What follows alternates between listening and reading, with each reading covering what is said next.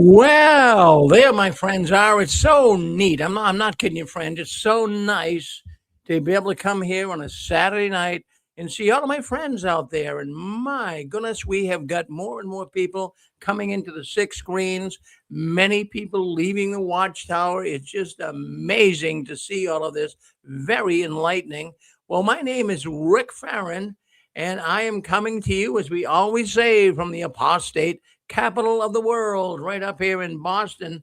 And I have bragging rights. I have to tell you, Boston is the place where if you get into AI and you check it out and you say, where was the largest gathering of ex Jehovah's Witnesses, apostates, criticizers, opposers, whatever you want to call them, they were here August 1st, 2nd, and 3rd. 2025, but our ex-witness still alive in 2025 convention, and we had over 350 apostate critics and opposers of the Watchtower. So thank you. I mean, I'm not trying to rub it in too much, but I that's why we call it the apostate capital of the world right up here. Well, anyways, we got a lot going on here tonight, and there's so many things we could sit here together. We could talk about things. You just heard Anne Marie's program. And, we could go into a lot of things tonight that could really rattle the cage of Jehovah's Witnesses. And their cage really deserves to be rattled. I mean, these guys are all over the map. And, you really wonder, you're listening in like you have been many, maybe for the first time, but many have been listening in for a long time. And, we always ask, well, what really is keeping Jehovah's Witnesses in this organization? With all of these rapid fire changes, with all of the difficulties being one of Jehovah's Witnesses can cause for a person, what is the ticket to ride? What is the glue that holds the Watchtower together? Well, let me tell you. In fact, we'll get into it. We'll get into it. We got more things. Barbara Anderson is going to be joining us as well in about an hour from now. She's got some things she wants to share with us, and we know that she fell recently in her home in Tennessee, and she broke her hip, and it wasn't a pleasant thing. She'll tell you about that tonight and some of the projects that she's working on. So Barbara will be on in about another hour from now. So we're looking forward to Barbara. And another thing I wanted to share with you tonight too. I don't know if you guys saw it or not, but Susan and I were traveling. We went out to Illinois last weekend. Well, that last week really. We've been there we just got home a couple days ago, but all of a sudden on Thursday night, Susan woke me up and she said, "Rick, there's a video on here about the six screens." I said, "What?" I was half asleep, really. It was about 4 o'clock in the morning. So I was like half asleep. I said, "Susan, well, what is it?" And I instantly woke up. I could not believe it. So somebody actually put a YouTube video up exposing the name of the video was exposing Rick Farron. And I said, "Geez, who was this?" So I was expecting to really hear a lot of negative stuff about me because people do. I mean, I've been in the spotlight here. I've been a target for many criticizers, but it's okay. I don't take it too seriously. So I figured they were really going to say some nasty stuff about me and maybe about you, the callers that call into the program. So I wanted to make sure that nothing was said. So I listened intently to what was being said on that video. First of all, it's not true. Don't take it to the bank and cash it. It's not true what they were saying. They had me now. Listen to this. They had me as a Disney executive.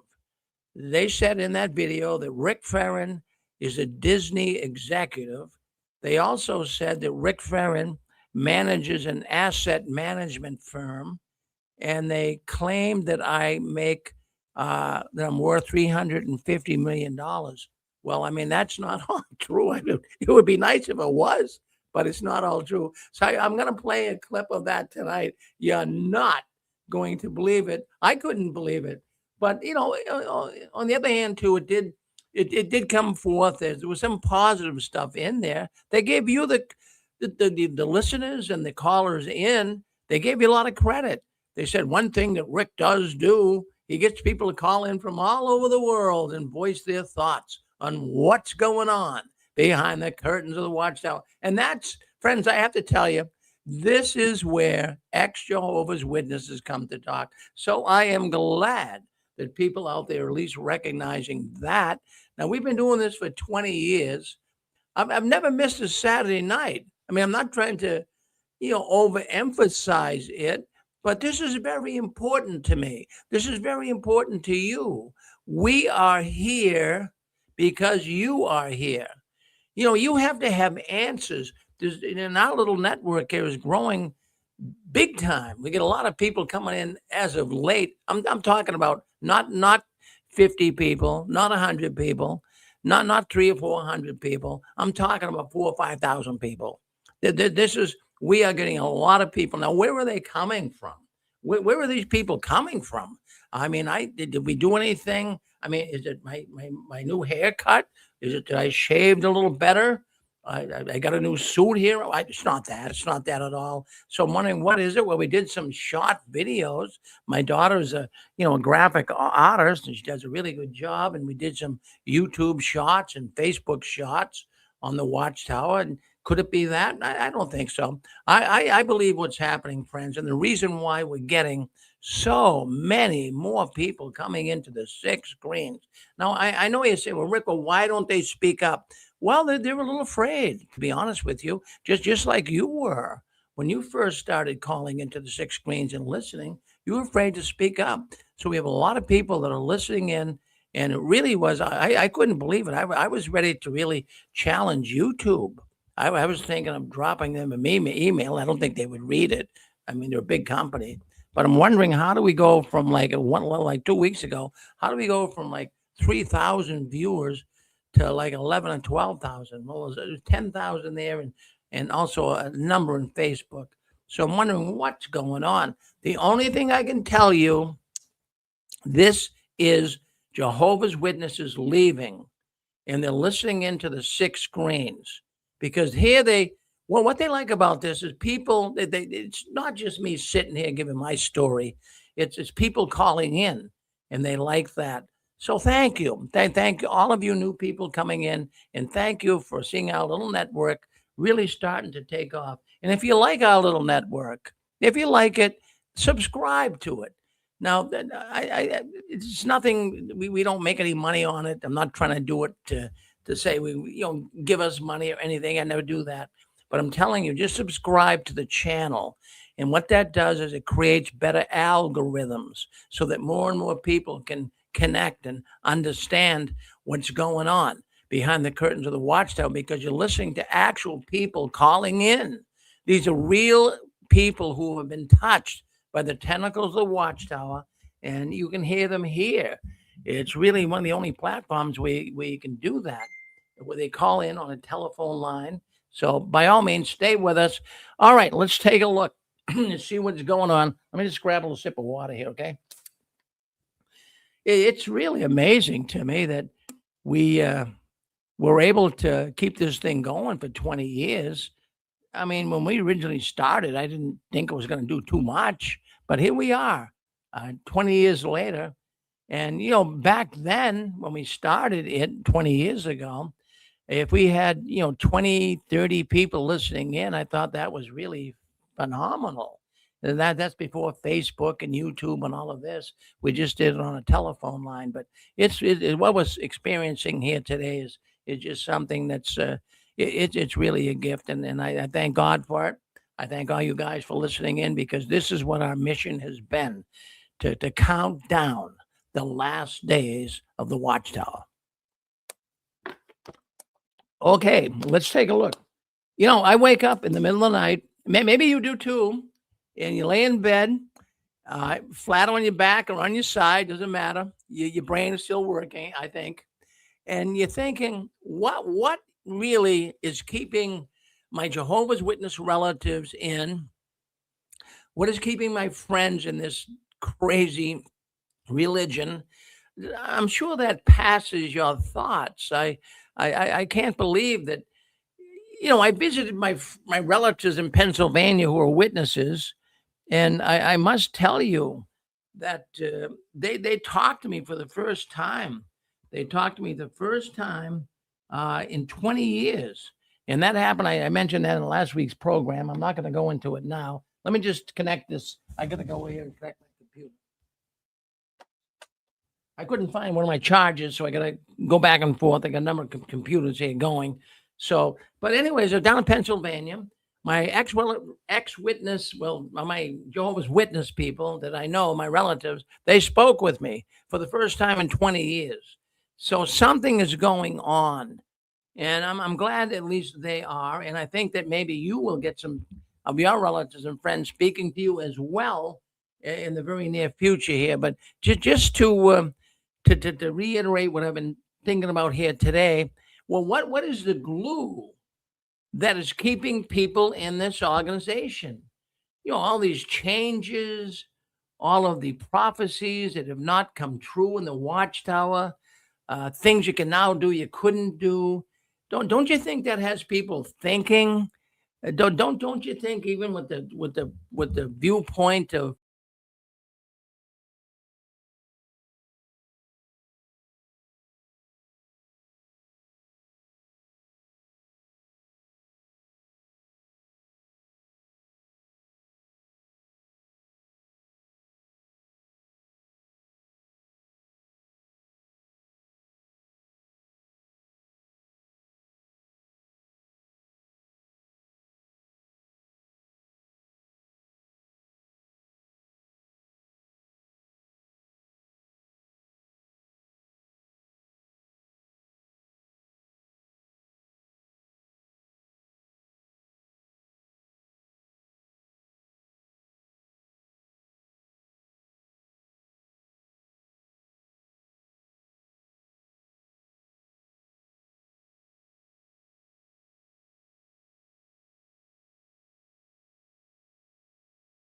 on again, make sure everyone can hear me. I do believe they can.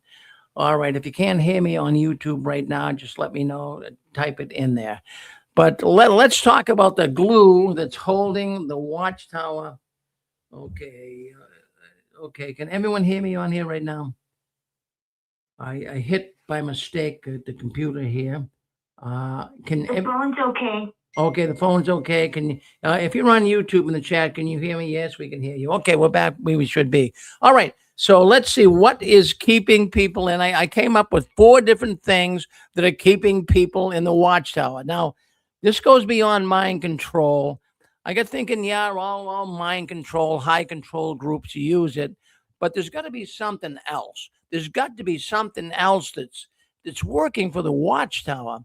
And what I'm thinking is the bitter truth is that all of us as human beings, there's over 9 billion of us on the planet. And what we're all doing is we're all in search of the secret to life. Do you want to know the secret to life? Are you in search of the secret to life? Well, life in the human flesh can be a challenge.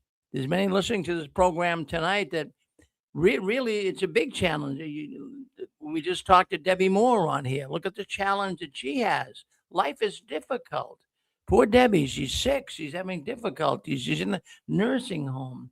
So life can be a real challenge. We worry a lot, don't we? We all worry. We all get anxious. We create massive, painful, existential dread. I mean, we worry too much. It's always like, whoa, man, what's going to happen next to us?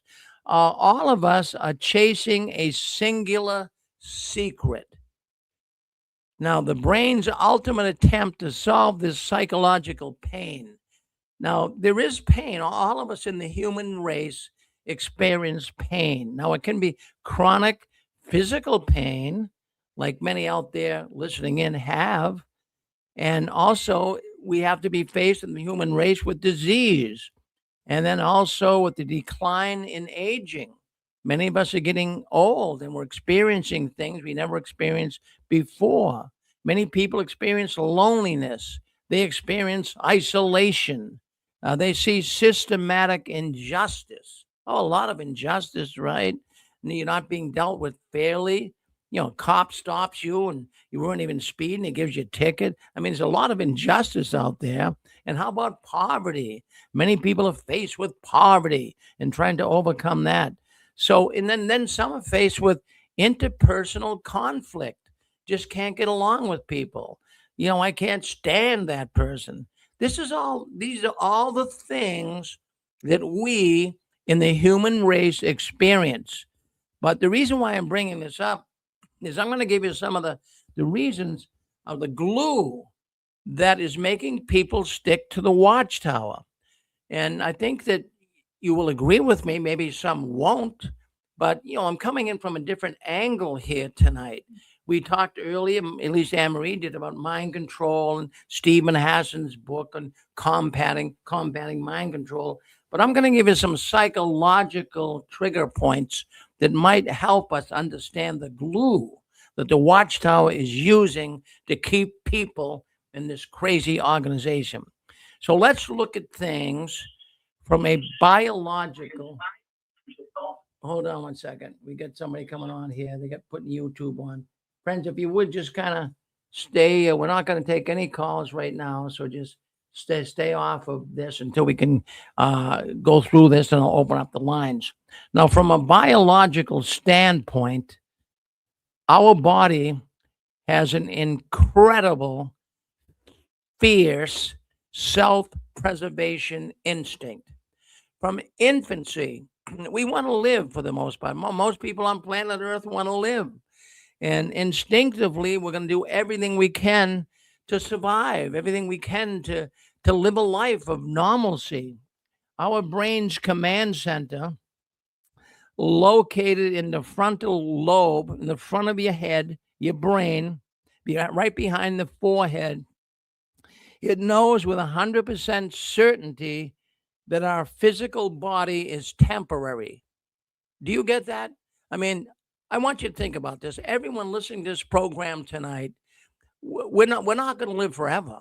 We're all going to die. This physical life is temporary. Now, I'm not trying to in any way be negative or cynical. I'm just trying to be realistic with you folks tonight. We're all going to die at some point in time. So our brain is trying to put together, it's terrifying to think we're all going to die, right? Because we all want to live. So what our brain is actually doing here, it's putting together a terror management theory, at least in theory, trying to do something for us. Humans, they invented this culture. Now, really, we've been on Earth for, if you're following in the Christian way of thinking, for over 6,000 years. If you follow the other way of thinking, who knows how many years? But we can both think the same way here. So for many years, the cosmic truth is that we all feel and know that this is not eternal. I think we all feel that. Does everybody feel that out there? What we're living here on Earth is not eternal. Eventually, it's going to disappear. It's going to, well, and in fact, when you think about it, I mean, I don't want you to get too negative about it, but it's a terrifying feeling. Well, we know that at least all of us, the 9 billion people on the planet, know that this isn't going to always be here for us. So it's exhausting for many people to even think that. I'm sure it's exhausting for you to think that. The brain is constantly trying to think ways around it. They're trying to figure out ways around this suffering, pain, and thinking that we're going to die and all of this. So the mind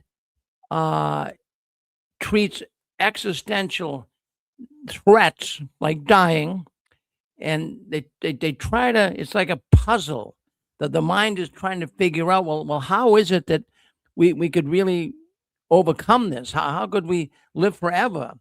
Well, in fact, many are convinced that there is a secret, and maybe you think so too. I mean, even today, if you ask AI, is there a secret to life? Well, they're probably going to tell you. I mean, I don't know if you watched it yesterday or not, but Elon Musk, he feels that, we should have colonies on Mars and on the moon. And, they're looking in that direction, and they're trying to preserve people from dying. They're doing everything they can. So consciously or unconsciously, the Watchtower makes out like a bandit here. You got all these people, including many listening in here tonight, that have been involved with the Jehovah's Witnesses. So we have all got hooked onto the Watchtower. We all thought that they had the answer. We all thought that the Watchtower had the secret to life, because we're all looking for that. So the great paradox, if you could say this, of human nature is that the secret that people are chasing does not actually exist in reality. Now, I want you to think about that. Are you going to live forever in the human body, in the physical body? The answer to that is no. So people are chasing something that doesn't exist. So, we've all been finding it difficult, but the Watchtower comes along and they more or less say that they have been on God's side, and they have seeked or got information from God, from the scriptures, that is the secret to life. Now, it's a good story. It's good packaging. So many of us bought into it. And the Watchtower knows this, and they use this false superior connection with Jehovah to get you to follow them. Because many listening here tonight, in search of the secret to life, they say, well, I've studied different things and I want to become more spiritual and what have you. And maybe there is an answer through the scriptures. And so consequently, what happens is the Watchtower totally distorts that. These people claim to be Christians, that they claim that they have a connection, a superior connection to Jehovah God of the universe. So we connected with that. That's one of the things that connected me with Ed. And I was a witness for 50 years. And I truly believe that that's what connected many of you that are listening into this program here tonight with becoming one of Jehovah's Witnesses. So when people treat the secret of life as a hidden place of knowledge that will instantly fix their minds, they fall victim to the so-called mentor of the Watchtower. So they're taking this secret to life and say, well, maybe the Watchtower. As a matter of fact, don't even put maybe before it. They're saying the Watchtower has the answer. And that's one of the reasons, that's one of the glues that sticks people to the Watchtower. They really feel the Watchtower has the secret to life. They have the truth. And they stay highly vulnerable to these cult leaders. They are scammers. They are dealing with ideologies that are false, not only religious, but even secular ideologies, scientific ideologies that the Watchtower has presented through the years that were not true. But somehow, some way, many of us went right along with them. So there's 4 different characteristics here that I'm going to bring up tonight on the glue that's keeping the Watchtower in. So the first one, as we just mentioned, is the secret to life. They claim that they have the secret, even though you probably never heard it expressed that way. Well, it was the truth. It was the truth. Everybody else doesn't have it. You have it. You have the truth. And it's interesting to know at this point, too, that all cults believe that they have the truth. If you talk to the Mormons, if you talk to Scientologists, if you talk to the Church of Scientology, as well as Mary Baker Eddy's with her Church of Scientists, you will find out that they all say they have the truth. So then it's these highly vulnerable cult leaders that the people joining the Watchtower kind of listen to, because they feel they have the secret. Okay, So we got that far. Okay, so that's the first point we're going to discuss. Now, the second thing here, look, I've been doing this program for 20 years, and I put this together on my own. This isn't from Stephen Hassan's book. This isn't some mind control technique that I'm trying to give you. I'm giving you a systematic psychological reason why people get so attracted and the glue that keeps the people in the Watchtower. So let's move on to number two. Now, in my years of doing this program, and you got to pick something up, friends. I mean, you can't do something for 20 years and not pick something up. Your antenna is going to be up. Well, what are people really saying? What are they saying that they liked about the Watchtower? What do they say that keeps them in the Watchtower? Well, I'm going to point to is structured life. Let me announce that again. Structured life. Do people like structure and regulation in their lives? Well, I guess I must have. I was one of Jehovah's Witnesses for 50 years, and I've heard people come on this program in the 20 years and talk about they like that regulated, disciplined lifestyle. Yes, I'm going to go on the record to say here that people generally rely and thrive with structure. People love structure in their life. Now, neurologically, let's go from a neurological position here. The brain is wired to crave the predictability of routines and regulations because it reduces decision fatigue. And this conserves mental energy and helps lower stress. Let me put that in my own words for you, okay? The brain is wired. We all have a brain, and it's wired to crave predictability. We like to we like routines. We like regulations because it's predictable. We knew where we were going to go every Sunday to the public talk and to the meeting. We knew in the summers it was predictable. We were going to go to the conventions. We knew that it was predictable that we're going to go door to door in service. So the brain actually, whether you know it or not, the brain actually is wired to crave predictability. Now, do people like being in a cult, being regulated and structured and trying to find purpose? That's why many people are in this cult. Yes, it's certainly is true. Many people genuinely appreciate the extreme structure and regulation of a cult because it satisfies a profound psychological desire for order, belonging, and an intense sense of purpose. Let me just underline that for you so you can get a view or understanding here. When people are in a highly structured arrangement, a regulated arrangement that we all were as Jehovah's Witnesses, actually, we didn't realize it, but we were being satisfied. We had a profound psychological desire for order.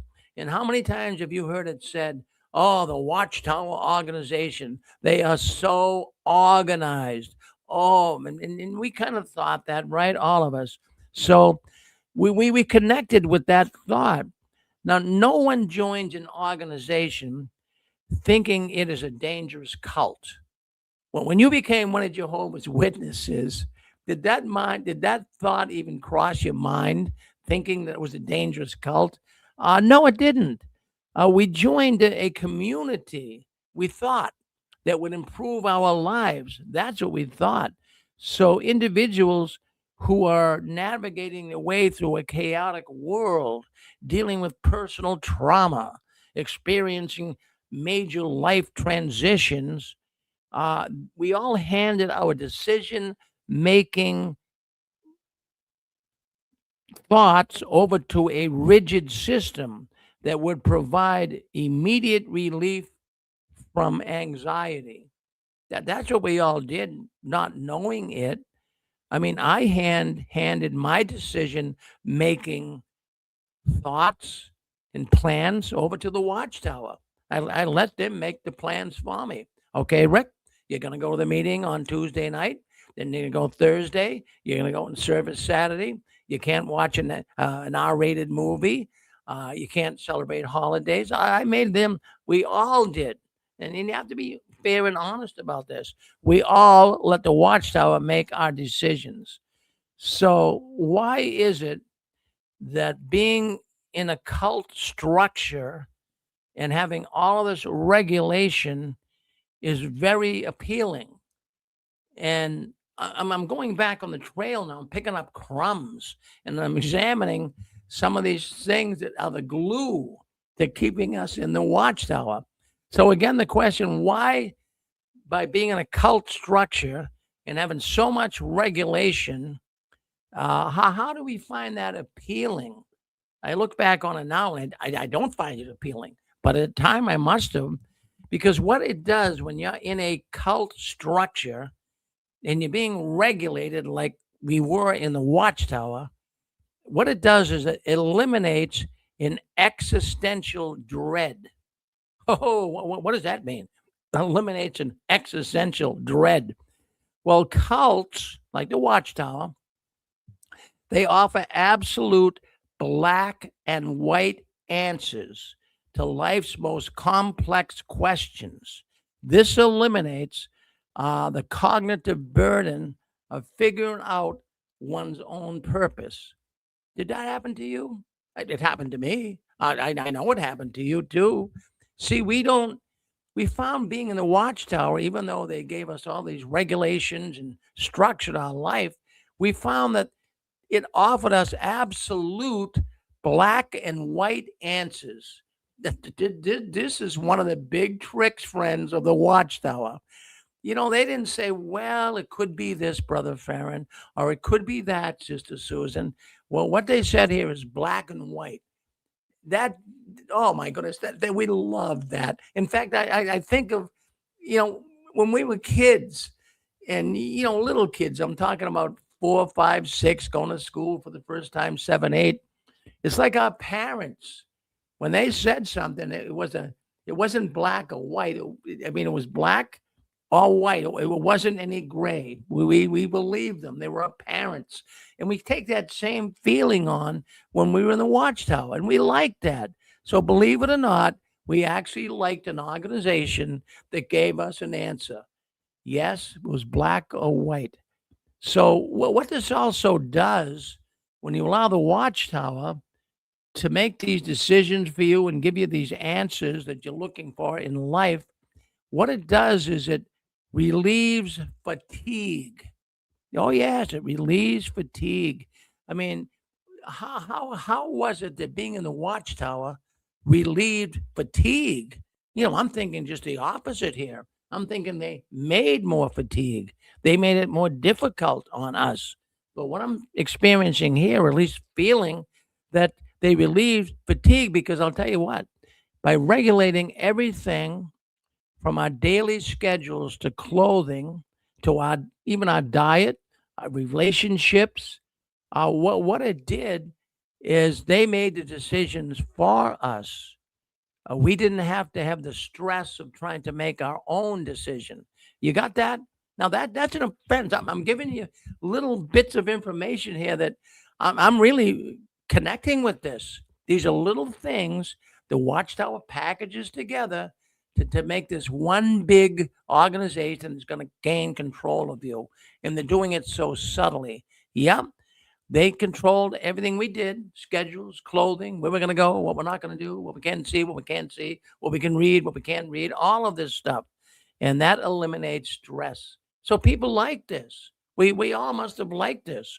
Now, psychologists note that high controlled environments allow adults to hand over responsibility for their lives in a paternalistic leader. Well, I just mentioned about your mother and father, right?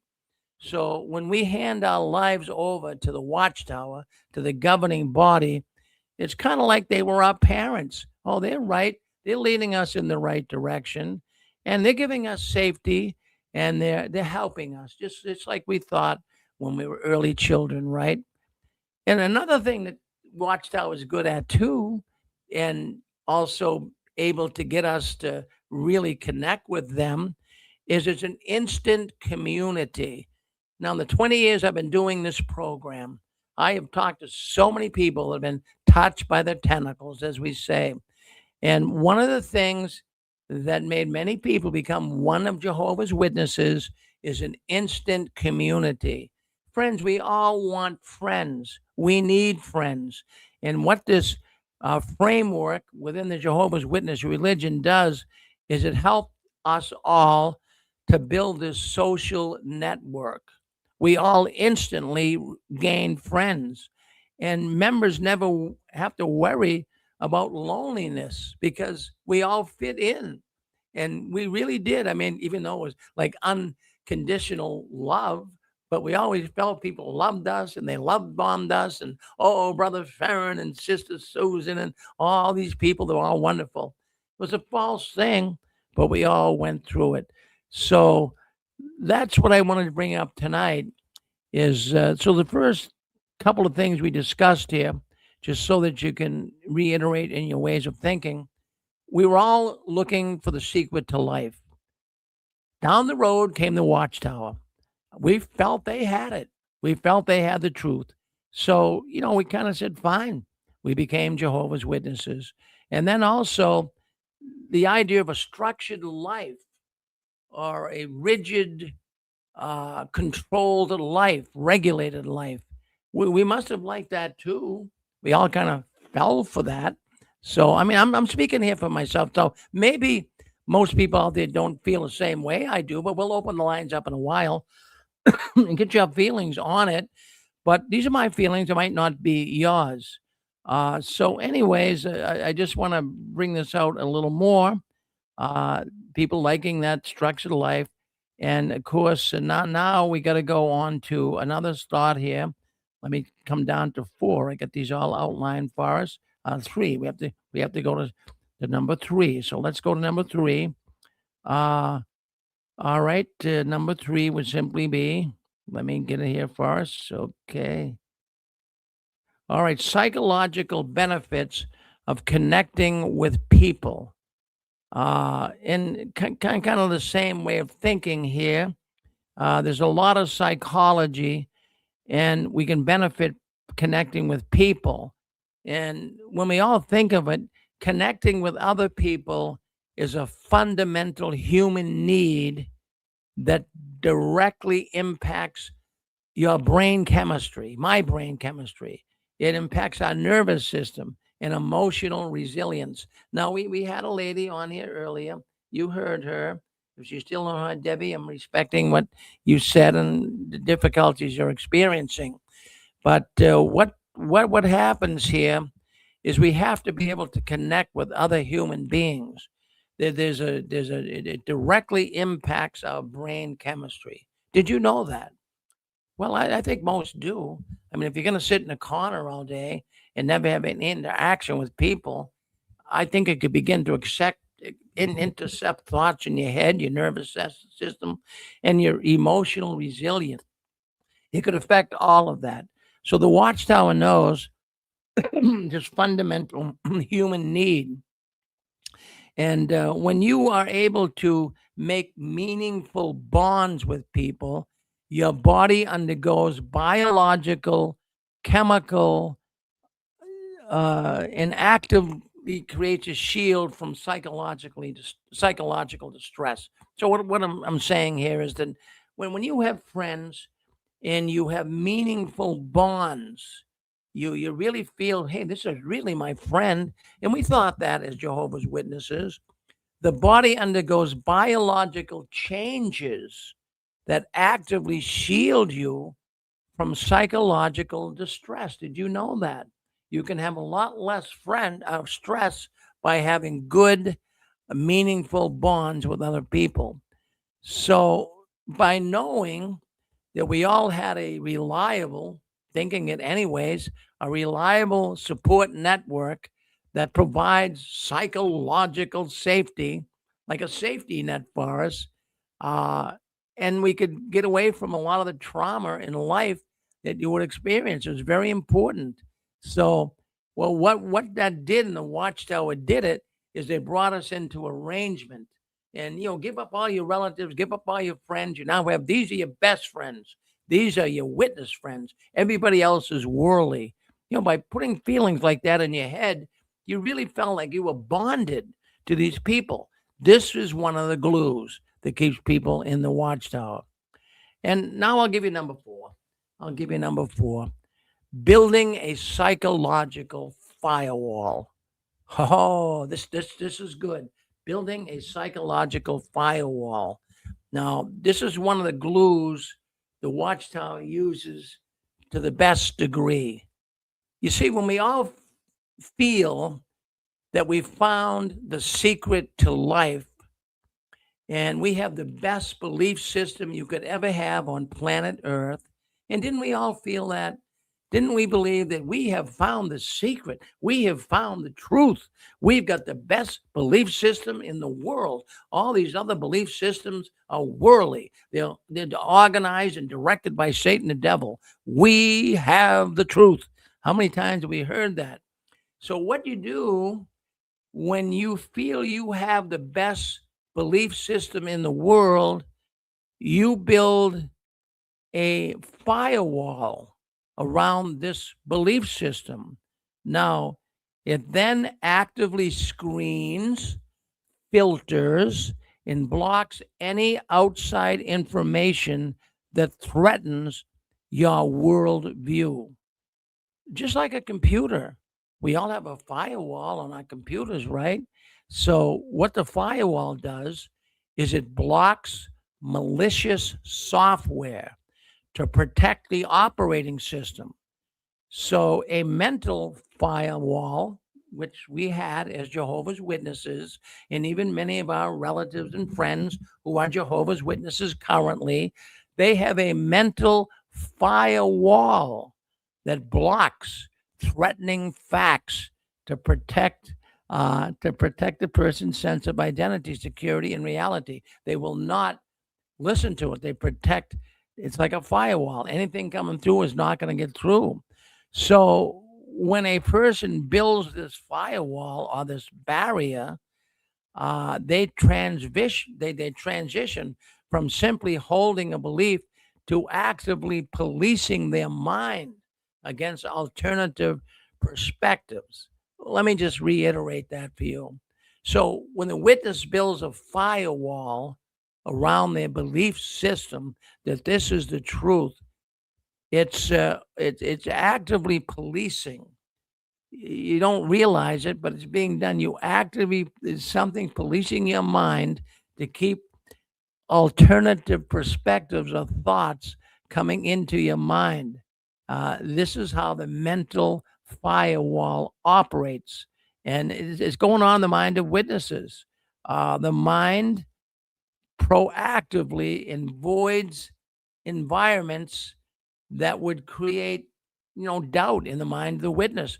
They avoid news outlets, social circles, and also convicting views.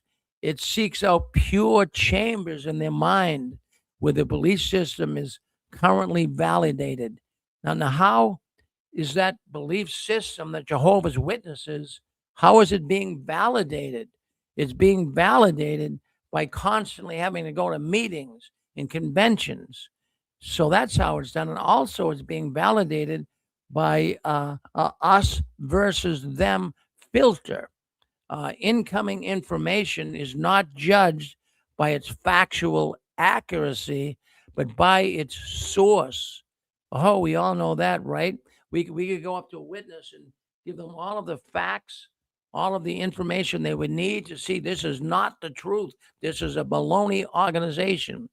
But if the data comes, this is the witness now, if the data, that firewall that's around their brain, if the data comes from an outsider or a critic, the firewall immediately flags it as malicious propaganda, bad faith, or fake news. Yes, isn't that something when you think about it? And, we have to really even add another category here. I'm going to add another one here, and I'm going to say it without any hesitation. The Jehovah's Witnesses, they are living in an illusionary world. It's very illusionary. Living in an illusionary world, it's a profound psychological defense mechanism. And we all lived, when we were Jehovah's Witnesses, we all lived in an illusionary world. And this was a mechanism, a psychological mechanism designed to protect us from physical reality that is too chaotic, painful, and devoid of meaning. And that's how we used to look at the world. We were being protected in this illusionary world. Everything outside our witness world was worldly, bad. Satan, the devil lived out there. We're going to be attacked any day of the week. The demons were going to pop out of the wall. So they brought us into an illusionary world. The mind, and bear in mind now, what does the mind do when you're in an illusionary world? Is almost like a shock absorber. You're really kind of in a zombie state. You don't really see it. Be like a person maybe on heavy drugs or maybe even alcohol. It's like a shock absorber. It's masking over the real world. It's not letting you see the real world, and it's acting like a shock absorber, protecting you from it. So I mean, well, how do we feel that we were being protected from the real world? Well, we weren't having careers. Why would you want to have a career? Why would you want to start a business? We couldn't celebrate holidays. We were shunning friends and relatives. These are people that were supposedly loved. I mean, that's an illusionary world. But we couldn't really allow our minds to come outside of that world. We were living in an illusionary world, and it was a shock absorber. It was helping us to be able to do the things we did, like shunning friends and relatives without really thinking about it, to not celebrate holidays without really thinking about it. It was a shock absorber. It was not allowing us to live in the world, in the real world. So the illusionary world is a deeply detailed, structured fantasy. It's a fantasy universe built inside our own mind. And when we were one of Jehovah's Witnesses, this was all in our mind. If we were to get the facts, which many of us did and were able to leave, that world would have blown up. That illusionary world disappeared. So I wanted to give you some thoughts here tonight on the glue, because, like I say, that these guys, it's mind control too to some degree. We know that, but there's also some deep psychological reasons how the Watchtower has kept us in. Well, I mean, if you guys have any thoughts on this, I wanted to give you my little expose. Because I really wonder about this, doing this program and talking to people. So if you'd like to speak up, what do you think? Were you in an illusionary world? Did you like structure? Were you seeking the truth? Were you seeking a secret? Go ahead, you run with us. Go ahead. I think you're totally 100% on the firewall. I think that was 5-star. As far as the illusionary world, the Disney movie Tuck Everlasting reminds me so much of the Bible students and the witnesses age 17 to 70 should see that little movie, Tuck Everlasting. As far as the secret to life, I think maybe some of my family lived longer because of that. Yes, we're all mortal, but if you can kind of pretend that you're not going to age as fast and eat your salad and have your walk and drink your water, maybe you might get some benefit.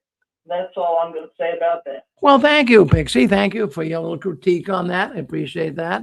And, when you stop and think about it, it's just my thoughts. And, everybody doesn't have to agree with me. But go ahead, Susan. What are you thinking? Well, we've had quite a few deep discussions on this. And so this that you've given out today has not come without a lot of thought and research. One thing that I noticed that could be the part of the glue if we have a lot of questions when we come to the Watchtower, is there hell? Is there heaven? Do we live forever? Whatever. Well, we have these questions, and the Watchtower gives you the answers right away. Boom. But we never question, are they the right answers? They give you answers to everything, but are they the right answers? And that's something that you need to think about.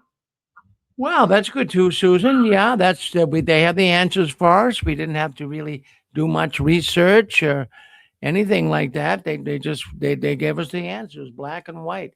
Well, thank you, Susan. Well, I'll tell you what. I mean, But the big part is that are they the right answers? They give you answers, but they're not correct. well, right, but we all believe they were correct. That's the strangest thing. I believe they were correct, right? Yeah. So, what are you guys out there thinking? I mean, did you really think you had the truth?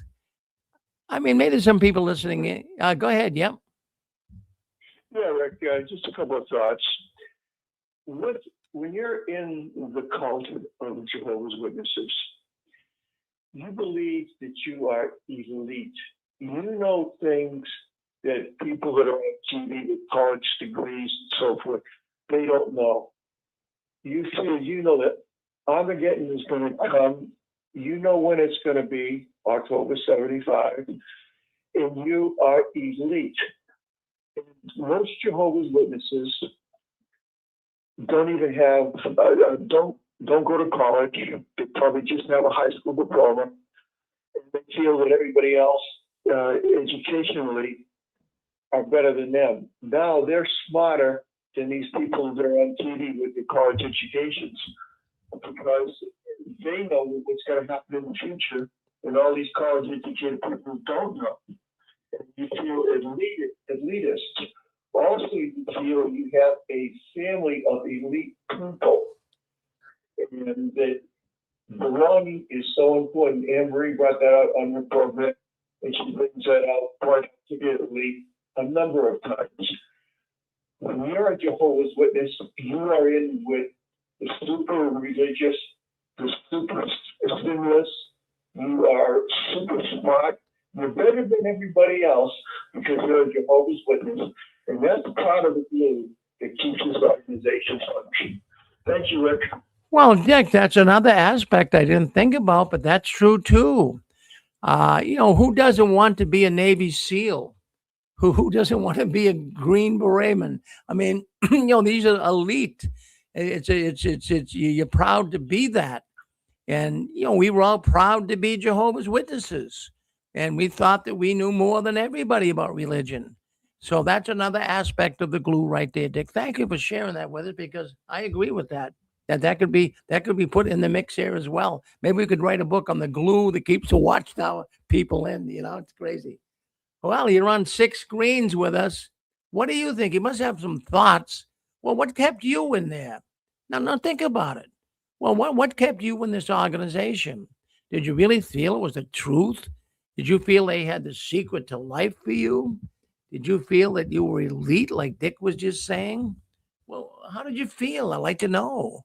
It's very important that we all can share these thoughts together. So we got a lot of people on here right now. Go ahead and hit *6 and tell us, did you feel like you were special? What do you think? So many things we could discuss on this subject, and I feel that it really deserves to be discussed, because there's a lot of people right now out there that have friends and relatives, and you're wondering what's keeping them in. Go ahead, you run with us. Yeah, I'll say something. Go ahead. I understood the Watchtower and everything, but in the way that I seen it was just like the military. When you get out of the military, you're looking for something to have structure in your life, or business to go into and have a structured business that you don't have to have too many answers, and you go ahead and go along with the program. That's what it seems to me like, a structured to take your feelings and everything away from you and then place their feelings and their ways into your mind. And it's just like when you walk into the military, they strip you down, they tell you you're part of Uncle Sam's army. And that's the way it's going to be. That's the way the Watchtower acts. Well, you got it. You're right. From a lot of different, I see from a bunch of different perspectives, but I'm glad I wasn't a Jehovah's Witness. And I've seen what my families went through for 35 years and listened to their nonsense and all their baloney. And I learned to stay away from them. So they showed me one way to stay away, another way I could be part with them. But my mind and my soul told me no. So Well, I never became a Jehovah's Witness, but I've seen all the hatred and the different ways that they would try to invoke their thoughts into you, and just the way they wrote their literature, just the way they instill their literature into the people. And like the theocratical ministry school, they made sure that you had something to know about. They structured their way of thinking through the theocratical ministry school. I watched that for 20 years. Well, no doubt, David. No doubt, David. You've been touched by the tentacles too. My goodness gracious. Well, it's always good to hear from you, and you can see some of the controlling techniques they use. Thank you, David, for coming and being with us. Thank you. Let's go to 571. No, not five. How about 575? 575. Come on, you're on with us. Oh, yeah. This is Bernadette. So, Yerk, I really appreciate your show. You have a lot of good insights.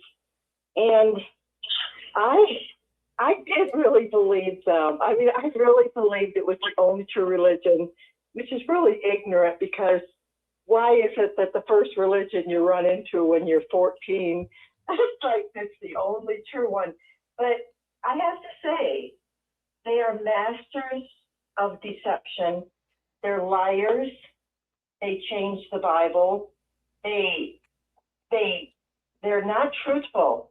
And so they take these sincere, good-hearted people and snatch them up and beat them up in every way, especially spiritually. And, you know, when they take things out of the Bible, when they change the scriptures, that's like one of the worst things you can do in God's eyes. I hate to be in their shoes in the coming judgment, but we were tricked. We were duped.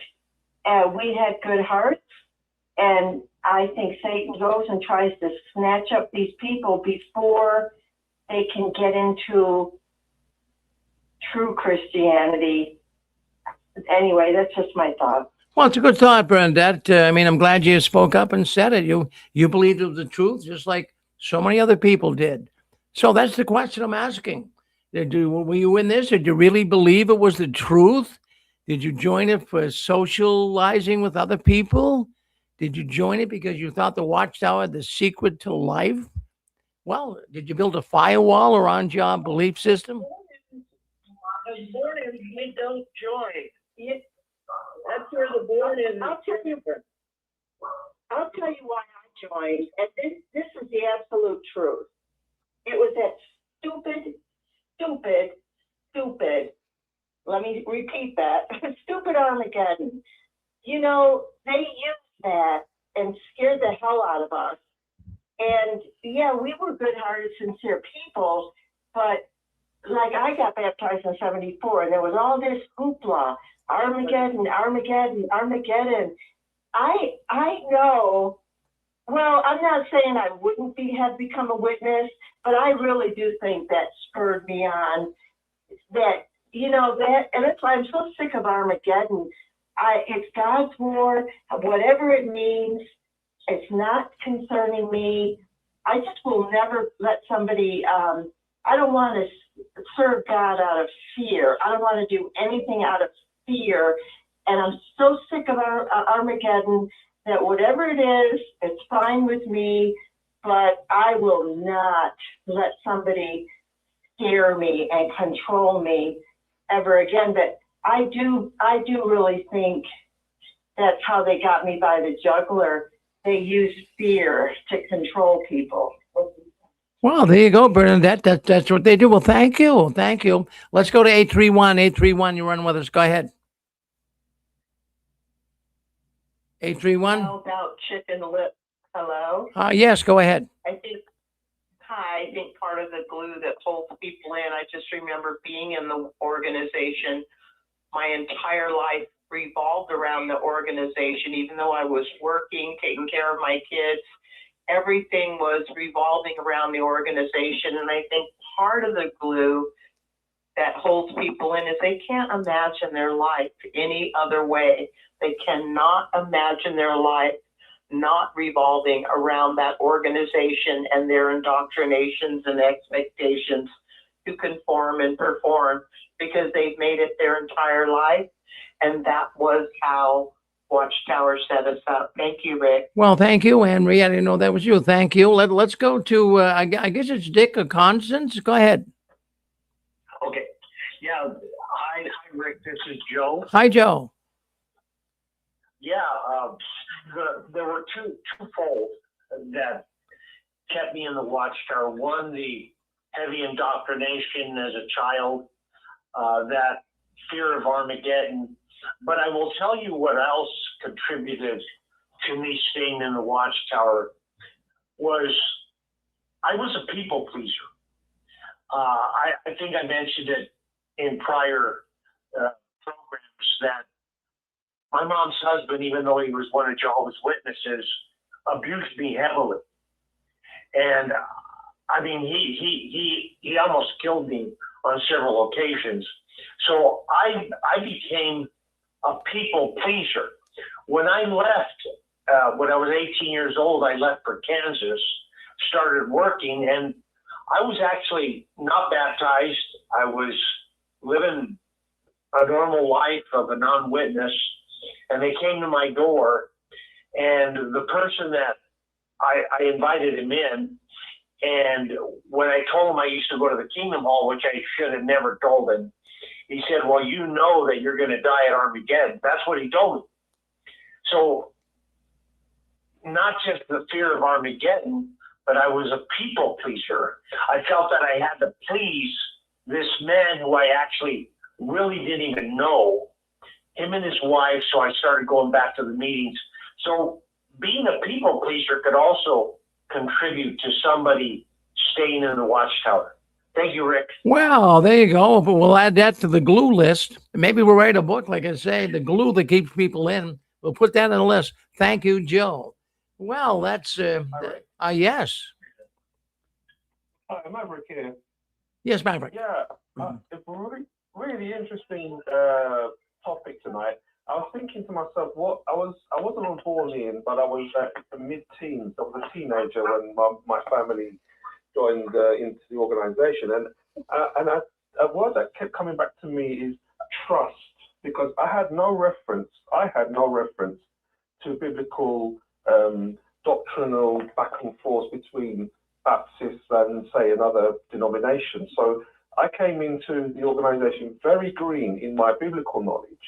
But from my young years, I can remember being really impacted by, I like these people. They seem very, very kind, nice community. And so if there's a vacuum where you're searching for answers, and internally all the doctrines are kind of bulletproof. If you look at any of the books that we had, like the You Can Live Forever or the Truth book, without having outside references, it's self-contained. So for me, the trust, like it was that was the biggest thing. I trusted them. I felt that they were genuine, and the leadership at that point, we didn't see them on camera or anything. So I had no reason to doubt that what I was being told was a real foundationally sound. And why would they try and deceive me? So, there's just naivety and ignorance on my part, because I'm a young person who hasn't really had enough life experience at that point. I got baptized 16 and a half, with only about a year of exposure to the organization in total before that. Or actually 6 months before that. So it's like that. I think that's a big part of it too. We tend to once we start trusting someone, they could abuse you for decades. But the first initial connection is trust, for me anyway.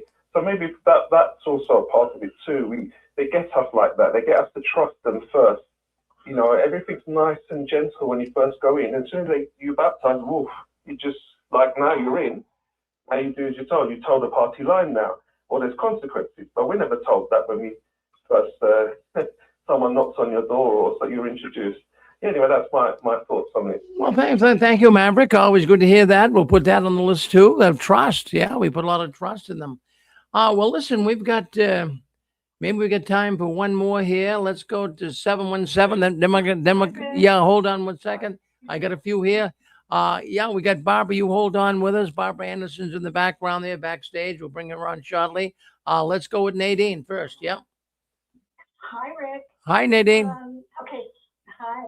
So you want to know why I stayed in? Yes. Why I stayed. Okay. Well, number one was my mother. She was such a strong personality as far as, having to go to the meetings and be a Jehovah's Witness. She was lenient on everything, but it was because of her, and also keeping my friends that I had a lot of friends that were witnesses. And so those are big reasons. Those are really big reasons to stay. And at that time, there was no chemo or whatever that like there is now. But I always had questions, even from a young age. And my dad was not a witness, so I heard both sides. So that was my reasoning. And also with going to the meeting center, I was born in, there's a certain amount of, brainwashing that goes on with it too. Well, there you go. I'm gonna have to put that in my notes too, because I really. Real quick. Yeah. Well, thank you, Nadine. Thank you, Nadine. I'm going to put that in the book as well. Go ahead. You're on with us. Go ahead. Yeah, Rick, I just wanted to make a comment on the glue. Yeah. Something I was thinking about was if you think about it, the elders in the congregation, some of them just love the power that they have. So it makes me think about maybe they might not believe in what the Watchtower teaches, but they stay there because they love the power and the leadership, that position that they're put in. But that's my comment. Well, very good. No, that's true too. That's a lot of elders are staying in because they get that power. Yeah. Who's this? Hi, Rick. Hi. Who's it? Joe. Joe. Yeah. Hi, Joe. How are you? I'm good. I like your discussion. Rick. Thank you. I really do. I was thinking, it makes me think of something as silly as Velcro. The thing with the hooks. Sure. The loops. And the hook grabs onto those loops and it's got it. Well, we all have those loops on us. In other words, we're all able to be influenced, and someone's going to appeal to me because, hey, Joe, you're the this and the that, and you're the, oh, I am, oh, wow, and I can do the same thing with someone else, or I can get them. I can do something that shows a disrespect for their personal preferences, or they can do something that shows a disrespect for my personal preferences. But if you're a decent human being, you don't do that. We respect each other. I'm not going to try and get someone to eat the kind of ice cream I like any more than I'd want them to get me to eat the kind of ice cream that they like. But yet, see, government does that. The government wants us to do and to say and to think what they want. And they know that religion does that to humans in the deepest way. In the deepest way. They know how to get people to disrespect the other human being. And my attitude is, if the world had no religions, no one would feel that they're any more special than anyone else. They're not going to get any greater prize than the other person, and they would learn to respect each other. Otherwise, they're simply not going to get along. I believe that religion really is probably one of the major causes of the very thing that Watchtower did with us personally. Well, good comment, Joe. Very, very good comment. Yeah, very good comment. Thank you. Well, that's Joe Garino. We know Fran and Joe. We love them. They're great people. They got their own channel, and by all means, make sure you visit them and let them know what you're thinking of them. Thank you, Joe. All right. Let's go to, boy, got a lot of people. Then we're going to Barbara Anderson. So stay on here with us. Let's try 229. A couple more calls. 229. Come on with us. You want to Hello, my name is I'm sorry, what was your name, sister? Indira. Indira. Hi, Indira. Good. Right. Well, I'm from Jamaica. My parents moved to America, and I'm the only one in my family that left. I'm the last of 11 children, and let's see. I am trying to get them out, but what I tell them, I say to them lastly that do not let a religion, your religion says they will do their research for you. And that's a good way for someone to lie to you. So do your own research. That's what I tell them. good for you. Good for you. Well, Indira, am I saying that right? Is that your name, Indira? Yes, you're saying it right, yes. Well, thank you for calling in. Now, do you live in Jamaica now or are you here in the States? No, I'm in the States. I live in Georgia right now, me and my husband. My husband was the one that got me out of the religion. Mm-hmm. Well, thank you, Indira. So I think this is the first time you called in. That's good. Yes, the first time I called in. Mm-hmm. Well, how long have you been out? I've been out for about 4 or 5 years now.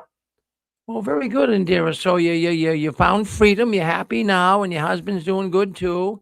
Well, that's wonderful. Oh, yeah. That always makes. He's been out about 14 years, I think. Wow. So he worked on getting you out. Now you're out, huh? Boy, that's good. Yes. Well, that's Yes, good. he did. Oh, that's I all my kids. I raised all my kids as a witness, but they're out of it too. So I'm happy for that. well, good for you, Indira. And I'd like to one of these days we'll get you on and tell your story a little more when we have some time to do that. But thank you for calling in tonight, Indira. Thank you very much. You're welcome. Appreciate it. You're welcome. You have a good day too. Well, thank you. Well, anyways, why don't we can we bring on Barbara Anderson? Let's bring Barbara Anderson on. And hello, Barbara. Howdy, Rick. There you are. Yeah. So we were talking about, Barbara, what's the glue that keeps people in the organization? Before we get into your little narrative tonight, what you want to speak about, what was the glue that kept you in? Oh, I love the beliefs. You love the beliefs. I really did. You know, I was raised a Catholic, and everything about the Catholic Church is spiritual. You're going to go to heaven, or you go to hell, burning hell, or you got to go and confess spiritual stuff. And when the witnesses talk to me about something that's as near and dear to my heart about God's kingdom, and I prayed it, but I never thought about it. I just thought it was heaven. And when they explained it, I fell in love with the teaching of the kingdom being an earthly place. You know, I understand what the witnesses teach, but in the beginning, I thought, the kingdom was earthly, and from the way the witnesses interpreted it. And it was really, as I got older, I looked at encyclopedias and I studied all this stuff and saw that really the belief of the kingdom and it being wrapped around Jewish tradition of the millenarianism, the 1,000-year rule of Christ. And then I began to see a different picture. But this is not when I was a little girl, it was World War II. That's all. And my family were all Polish. And so all I heard about at home was war, war, war here in New York. So, because so many of the family were in Poland. And so just to think that we would have a peaceful earth was just wonderful. And I looked at so many scriptures that they showed me, and I took them literally. So there's my answer. Well, that's a good answer. No, in fact, that's good. And a lot of different thoughts on what keeps people in. Yeah. But we're glad to have you on here tonight. Thank you. And I'll let you kind of give the audience an understanding here what happened to poor Barbara here in the last month. Yeah, poor Barbara. That's the way I felt about myself. Well, I was down in my office, and this is last 2 weeks ago, approximately. And so my house is an interesting one in that we're on a hill, and you drive your car in the garage, and if you keep on going, you're in the basement with the car. But that's not the way we do. We have a garage. And so so we have a nice office for me in that part of the hill. And so we also have 2 bathrooms, and we also have a visitors, a nice apartment for visitors.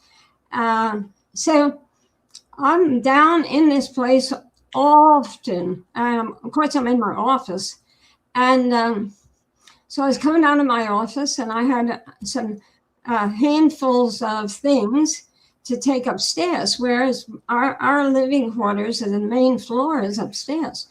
And so as I proceeded out of the door from the laundry room, I tripped. And I still don't understand exactly how I did it, but because I'm not a klutz. I've never fallen before. I was thrown from a horse when I was 16, and that was, I guess that was the biggest thing in my life. And so as I came out of the door, my foot caught on something, which could have been part of the, I have a little rug there. And so I went down like a sack of iron, because when I hit the garage floor, concrete, I actually heard the bone in my left hip snap. And I knew I was in trouble. If I had been alone, I don't know what could happen, because I could not move. So my sister-in-law, Linda, who lives, we live together in my house, and that's why we also have the apartment. She lives in the apartment. And I was yelling and yelling for her, and she was upstairs and she didn't hear me. Then I took the foot that was still free. The broken hip was under.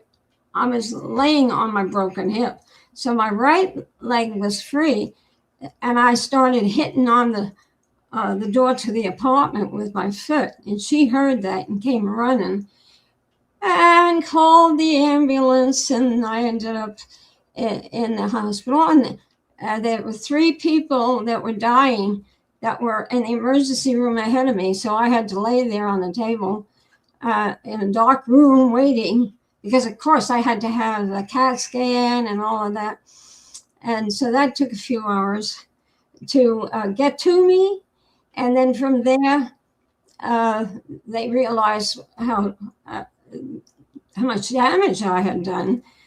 And the orthopedic surgeon at the hospital near our house, which is only 5 minutes away, well, the orthopedic surgeon that was usually there, he wasn't. Apparently, he was somewhere else. And so I have no idea. All I know is that they took me to the hospital in the next county because that orthopedic surgeon was there, and he did the surgery. What I did was, when I fell, I literally it's like a ball or something that you have as your hip, and then it's got some kind of covering on it, and the ball was pretty much intact, but the covering snapped. That's what I heard. And this is a very poor description, because anytime anybody explains to me what happened to me, I seem to, my brain seems to close up. I don't really want to know, but as the days progressed in the hospital, I was learning a bit about it. They had to put me in restraints because I was in so much pain, and I became allergic to some of the drugs they gave me, and so I was not a happy camper. And eventually, it all got straightened out, and then from there, that hospital, I went to a place where they try to teach me how to walk again, or all kinds of therapy. And so this was May 27th when I fell. So here I am now. It's the 13th of June. I have a walker, and I'm very obedient to the doctor's orders. I can't cross my ankles. I can't lean down and pick anything off the floor on my left side. I have 4 more weeks before I'll probably be sort of normal, and I won't have to have the walker. Yesterday I was at the surgeon's, and they took x-rays, and they said I'm healing very, very good. For my age, everybody always brings up my age, you know. I should be half dead at this age when I fell and would never recover. So, and the place, Life Care, where the therapy was, that people were commenting that how well I was doing, because they found out my age, which I make sure to tell everybody how old I am, because I'm bragging how good I'm doing. Of course, I'm dragging one leg, and I'm in pain and everything. But considering other outcomes, I'm doing quite well. I don't have a lot of pain. I have an ache in that side because I got this huge big metal thing in my left side. So, which is now my new hip. If anybody would have told me this was going to happen to me, I would have said, you're crazy. It never would have happened to me. But you never know. So I have stairs in the house.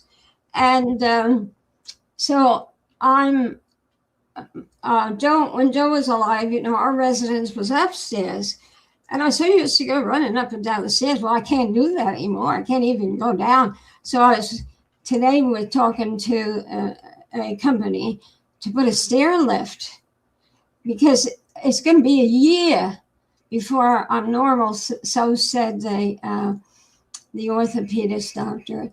And I usually go up and down the stairs all the time because my office is downstairs, and I have all my research stuff. I'm not in my office right now, but even though you can see books behind me, it's in one of the smaller bedrooms upstairs. I have to stick to being upstairs. So I have a wonderful sister-in-law who married my brother, many years ago, and he is long deceased. So she lives with me, and she's taking care of me, and I mean she is, because I couldn't even cook for myself. There was nothing. If I didn't have her or somebody to care for me, I don't know what I would have done. I had some offers, but Linda, she was here, and so she has been a huge help. I can put one sock on, but I can't get my left sock on because I gotta lean over, and you're not supposed to. So she puts my left sock on. So Well, Barbara, I have to say, you're really looking good, and you're doing good, and we're glad for that. you should have seen me a few days ago. You would have never sent that ever.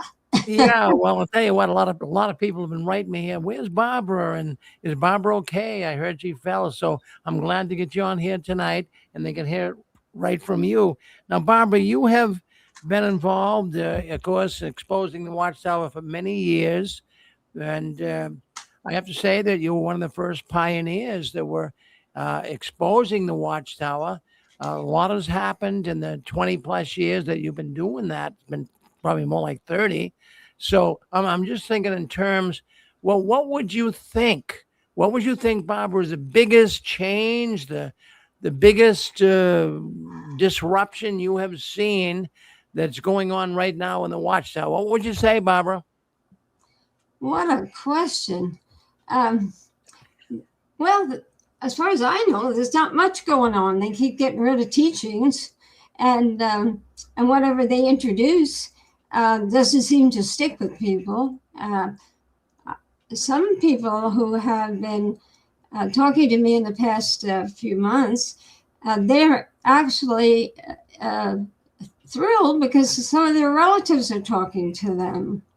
And who knows what's coming or going on in the top echelons of the Watchtower. They're under a lot of pressure throughout the world. That pressure is the accountability as an organization to do the right thing on the part of its advocates and stop shunning children.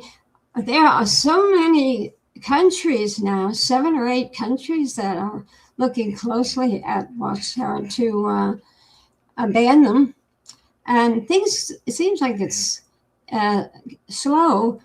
It could be slow, but I'm not on the inside and don't know a lot about it, but I do know worldwide from my own experiences that people are fascinated with what I talk about to them, and I do everywhere. In the hospital, when I was finally able to pull myself together and do a little talking, where I had I go to have my the work done on my muscle in my leg. I tell people what I was doing for 25 years. One of the women who is she's got quite a high position in one of the counties here at a hospital facility. So I talked to her and found out that her husband is a major political figure in that county.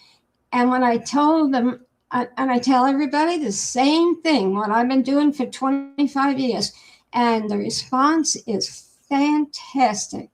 And they say, please continue to do this because I talk about the children. And they all agree. There are churchgoers, and they're seeing that their churches are not doing much of anything about protecting the children.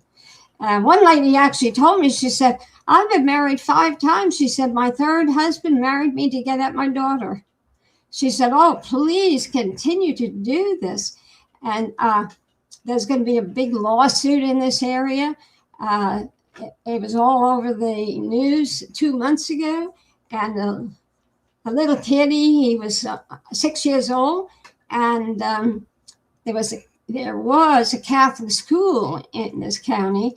there's the Catholic Church, but the school closed years ago, and that was because the priest was molesting. And this little kid, he was mostly almost every day. And so he's now in his 40s, and he lives in Florida, and he's suing the Nashville diocese, Murfreesboro, big city next to Nashville diocese, 2 dioceses in New Jersey, same priest who's now dead, and he was moved every 2 years. And so he's not around anymore, but that lawsuit is a big one against the church. And they did nothing. They also, in New York, coming up on this August, there's 1,300 people, and a few of them are ex-witnesses who are going to share a huge amount of money because the Catholic Church is settling for to pay all of the people that have sued them in New York State over the years for child molesting. And this one ex-witness who I've known for years, his settlement is going to be $250,000. And the church wants to clear all of that up. And there, I saw some material today on the news, and it's going to cost them millions and millions of dollars. But they want to do what's right. It's coming right out of the top, the Vatican, and they want they're taking the accountability they should have took years ago for all of this that has happened with the priests, the prelates molesting, and it was hidden, or the church knew about it and then they just didn't do anything about it. So there's a lot of changes in the scene of the world on what we're doing. And Watchtower made some ghastly mistakes by not following through. I'm not anti-Watchtower. I'm not anti anything. People have a right to believe what they want to believe. If it doesn't turn out they chose it. And religion is something that you can choose. So I'm really not anti-Watchtower or anti-Catholic. I am pro-accountability. And that is what the world is looking at now, pro-accountability. And so I know how many of your guests feel about the Watchtower. I can join in about stuff I learned about when I was there. Just people. I can say negative for hours. I can say positives too, but that's our own business. That's our own truth. Well, what I was hoping to do, we haven't had you on for a while. So just a few things that I wanted to ask you about, at least inform you to see what you think about it. I believe it was back in April that the Watchtower came out in a magazine, the Watchtower magazine study edition, and they mentioned, Barbara, that for people who have been hanging on, many of us like you, myself, and we're out of the Watchtower now, but many our age have hung on for many years. They're still in there. And the Watchtower publication made reference to the fact that Armageddon may not be coming in their lifetime. Have you heard about that? Well, there's just as much as most everybody else, but I don't have any inside information on it. Well, I don't need inside information, but I'm just thinking in terms of how would you feel if you were still in the Watchtower and they came out with a statement like that? Well, I could be like so many who remain because they love the beliefs or they have specific reasons for staying in, love the people. And then I could be someone else who wants out for certain reasons. My feelings were hurt, or I don't agree with their changes. These are the truths of everybody. They have their own truths on stuff. Me, I'm more, over the years, I'm more a fact person. So that's what happened when I was working on the Proclaimers book as a researcher. I was learning facts about the history of the Watchtower that didn't quite fit what I thought. And the 18th and 19th century of the movement of millenarianism in the United States was great, with George Store's movement and some of the others, and the Miller movement. And I think that if I hadn't left the witnesses the way I did, I would eventually have left it over 1975. And 1975 was the belief of, and the whole structure of the teaching was Freddie Franz. And that's why the Awake editor, he told me when Freddie became the president of the Watchtower, while I was at Bethel, he was, the Awake editor was very angry, and he went in to see the governing body that was over the writing department, Lloyd. And he said to Lloyd, why in the world would you make this man president who caused 500,000 people to leave the organization with the 1975 teaching? See, what makes one person leave and others, they stay, even though 1975 didn't bring anything. So what can you say about all of that? To each his own. I have settled down over the last few years. I'm an advocate against the harmful practices and policies of the Watchtower, because they harm. I can't be against people's choices or non-choices of religion. It's just too varied. But I don't condemn people who stay or go, because I'm in another ballpark on all of this. We have to get the situation internationally straightened out on children. They are at risk. And unless somebody, all the states there's only like 9 states in the United States that even requires to have child abuse reported to the police, mandated reporting to the police after someone who's a molester goes to the priest or a minister and confesses child abuse. That's penitent privilege doctrine. I want to see it gone. I'll spend day and night trying to see that gone, because look, penitent privilege, any sin you have, you can go to a holy man and get it forgiven. And am I going to try to get rid of a doctrine that millions, billions of people are involved with, even Buddhists and that kind of thing? No. They have a right to believe whatever they want to, but they don't have a right to harm. That's the issue here.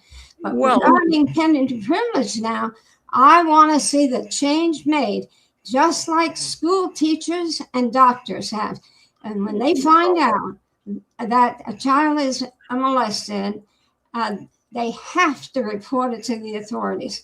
So any man or woman that goes to the holy man and confesses, and he wants forgiveness for what he did to a child, our laws, every state should mandate that holy man has to report it to the authorities. Well, amen to that, Barbara. But, in fact, I agree with you 100% on that. But, I haven't talked to you for a while. And we're glad you're with us tonight. Excuse me one second.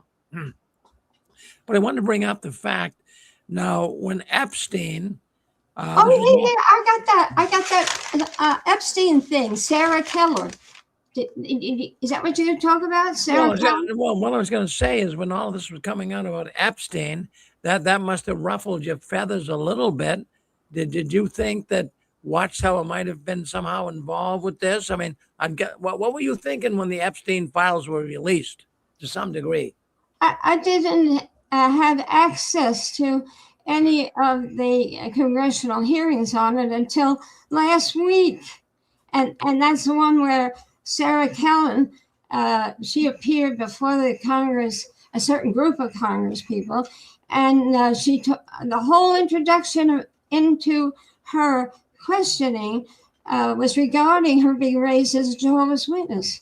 And she was initially, I read I'll send you, and you could post it. That you could, it's like 150 pages of her, the transcript. But about the first 30 is about being a Jehovah's Witness and how she was disfellowshipped. Her parents turned against her because of I believe the initial thing that she did, she was a youngster, and one of the witness men had sex with her. She was like 13 or something like that. And eventually, she wasn't that old when she was disfellowshipped, but it was the witnesses. In fact, a point here to make is this: said she was disfellowshipped, and the reasons for it went to the Watchtower Society. It could have been 20, 30 years ago. The requirement was that to fill out that one particular paper when they were disfellowshipped. Anybody was put down why they were disfellowshipped. Then it was put in that notorious blue envelope, which was just an envelope that was that color. When it came in the mail, it went to a desk, a specific desk, and writing and service department, and then was filed in the congregation file. So the envelope had a special place to go to, and in that paper that each congregation had to fill out, or the elders had to fill out, is the reason for the disfellowshipping.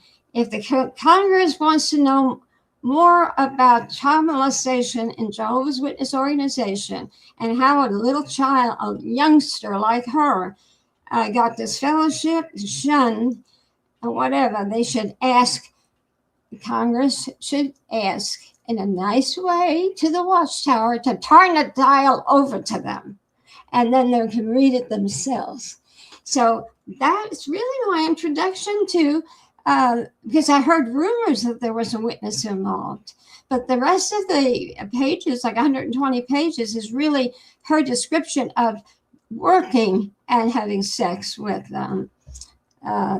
these people. I mean, it wasn't only the one man, and then her life today and so forth. Well, that's good. No, that you at least saw that, and you were following that, because I was thinking that maybe some of the Watchtower elite people were involved, but they seem to be cleared from that. But Yeah, some other things that I wanted to get your feelings on in the Watchtower. Now we know recently, it was back in March 21st to be exact, we had Garrett Loesch, a governing body member, that made a announcement on his broadcasting, on the Watchtower broadcasting channel, that now you could take blood transfusions, well, not really take blood transfusions, but you could use your own blood. You could take the blood out and then refuse it into you. Well, what do you feel about that, Barbara? Well, they made a big mistake about that. That was a dietary law for animals. They made a lot of mistakes in belief. And why they're rectifying it now, I can only guess, and that's because people are leaving the organization. And also, some of these men that are being made governing bodies, part of the governing body, they're very individualistic. I mean, they're just not men who have nothing to say.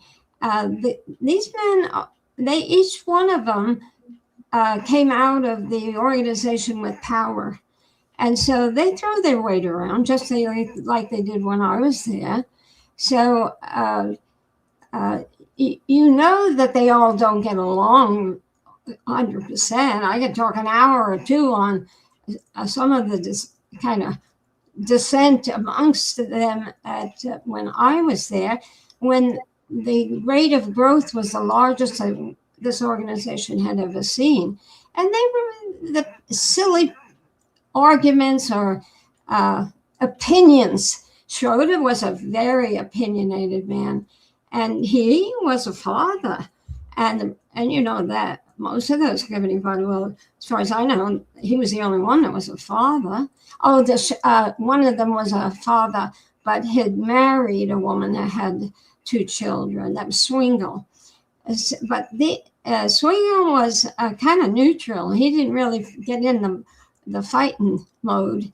Jairus was always in a fight mode. I mean, all their personalities were there just like they are today. So you can picture them behind the scenes doing their thing and expressing their opinions.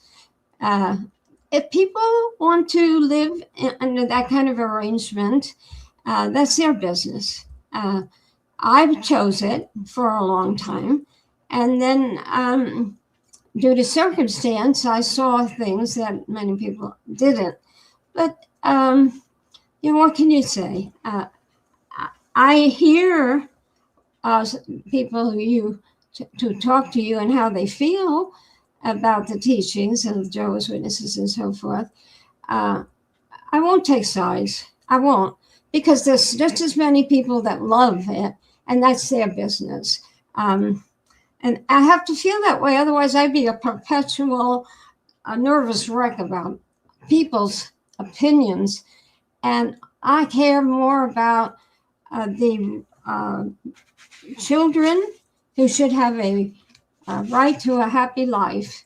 And the stupidity, if anything gets me, it's the stupidity of a bunch of men who could have easily, in such a simple way, had changed policy and practice, and the kids would have never had so much horror happen to them by very, very wicked people that came in the organization, just like us coming in to the other organizations. And I sent you a link, and it's to something that I hope you will show that link. I want to ask everybody, if you get a chance, to read this interview to this link. It is on the Mormon Church and the Seventh-day Adventists. And when you watch this link, let me tell you a little background to it. This man wrote me to my website, and he sent me a link to an interview.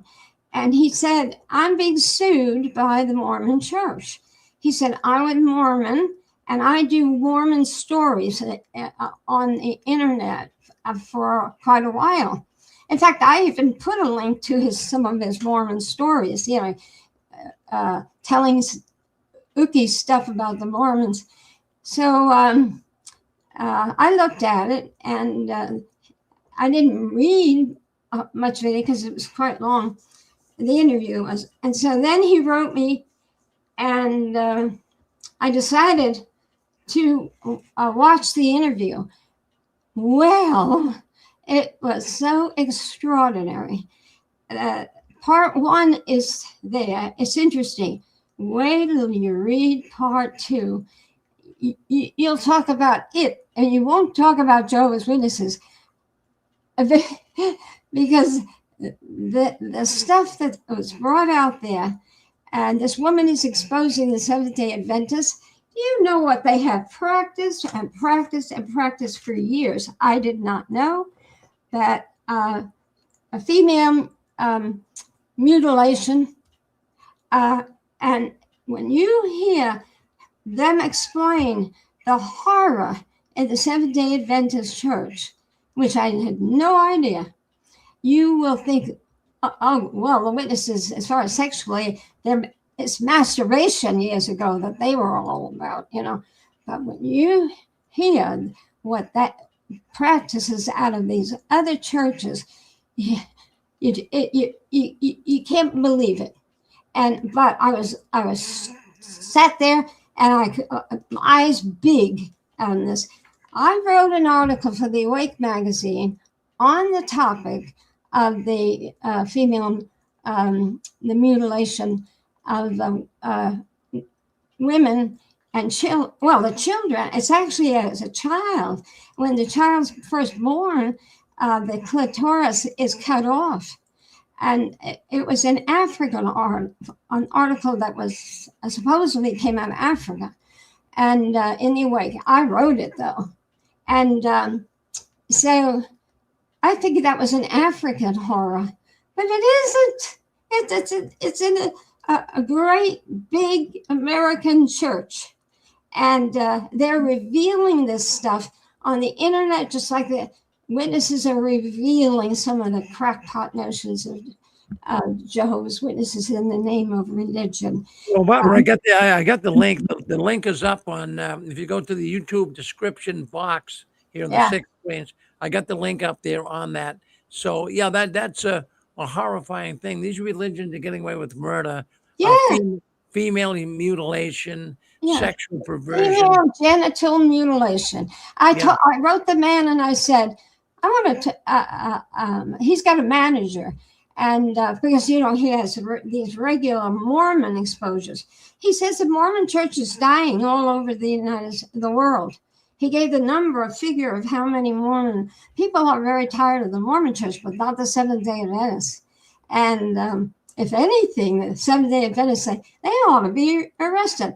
The general idea here for them is that all girls, when they are born, they are mutilated. So when they grow up, none of them have any feeling for sex.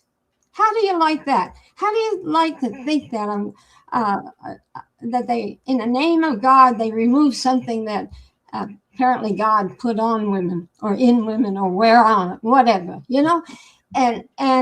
but she explains it, and other things they explain. Well, the Mormon church is suing the guy for exposing the Mormon stuff. And I learned not too long ago that most of the FBI people, I learned this in National Magazine, by the way, most of the FBI are Mormons. So, or I don't know under Trump, but they definitely were under the other administration. So religion really has a handle all over the place. Well, what they're doing right now, Barbara, in many religions, the Mormon church. Now, you mentioned last night, I'm not sure, we might have to fact check it, but you were thinking that there's only 400,000. That's what I believe. That's what he said. But you'll hear, because he mentions it, and I only watched it once. But like I said, it is interesting. That part one is definitely interesting, but part two, my eyes were big like this when I heard what goes on in that church. And well, we got the link up for those to see. It goes to 6 screens. The YouTube description box will have it. But Barbara, I have to tell you what's going on right now. There's a lot of deconstructing. That's the term that's being used in religion. People are figuring things out. They no longer want to follow some of this. It's the whole belief system is being shattered because of all of these crazy thoughts and changes, not only in the Watchtower, but other religions as well. Yeah. So we see so many religions losing their grip. But I know you have feelings toward the Watchtower. I understand you were there for many years, and there's a lot of good people that you met.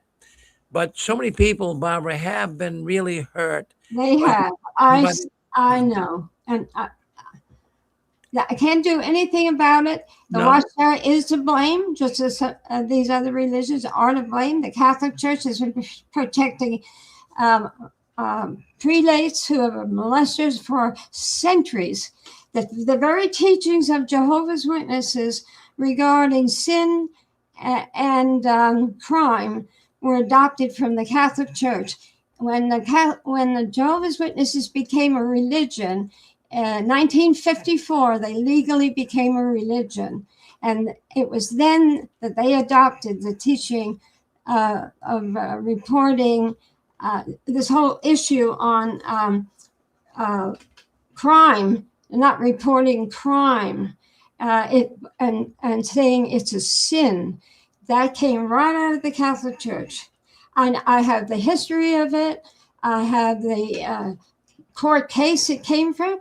I became a witness in October of 1954, in November, in a crime case in Scotland.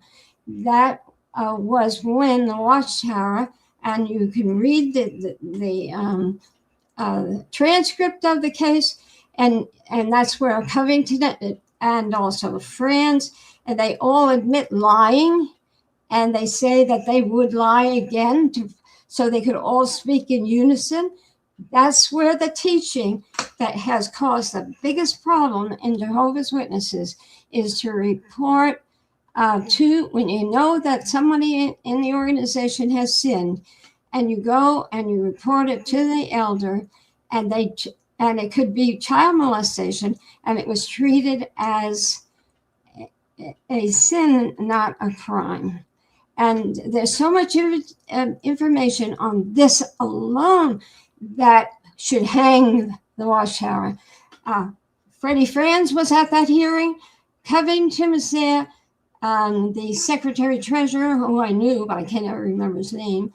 And so you had the directors of the corporation. That's when the 501c3, in that actual time, that's when Jehovah's Witnesses adopted the 501c3, which is a nonprofit. They became a nonprofit organization, and legally could be called a religion, because up to that point, Rutherford refused to call Jehovah's Witness a religion. Religion is a snare and racket, all up to 1954. well, there you go.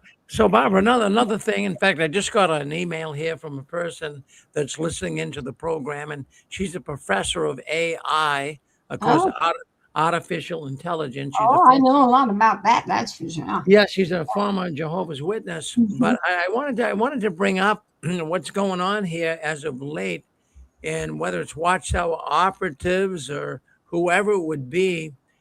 We have some AI generated videos that are showing up on YouTube and Facebook and what have you.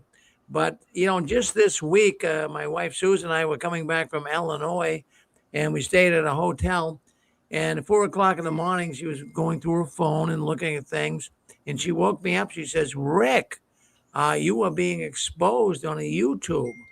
And I'm saying, "What?" So she woke me up. I was half asleep, of course. So she woke me up.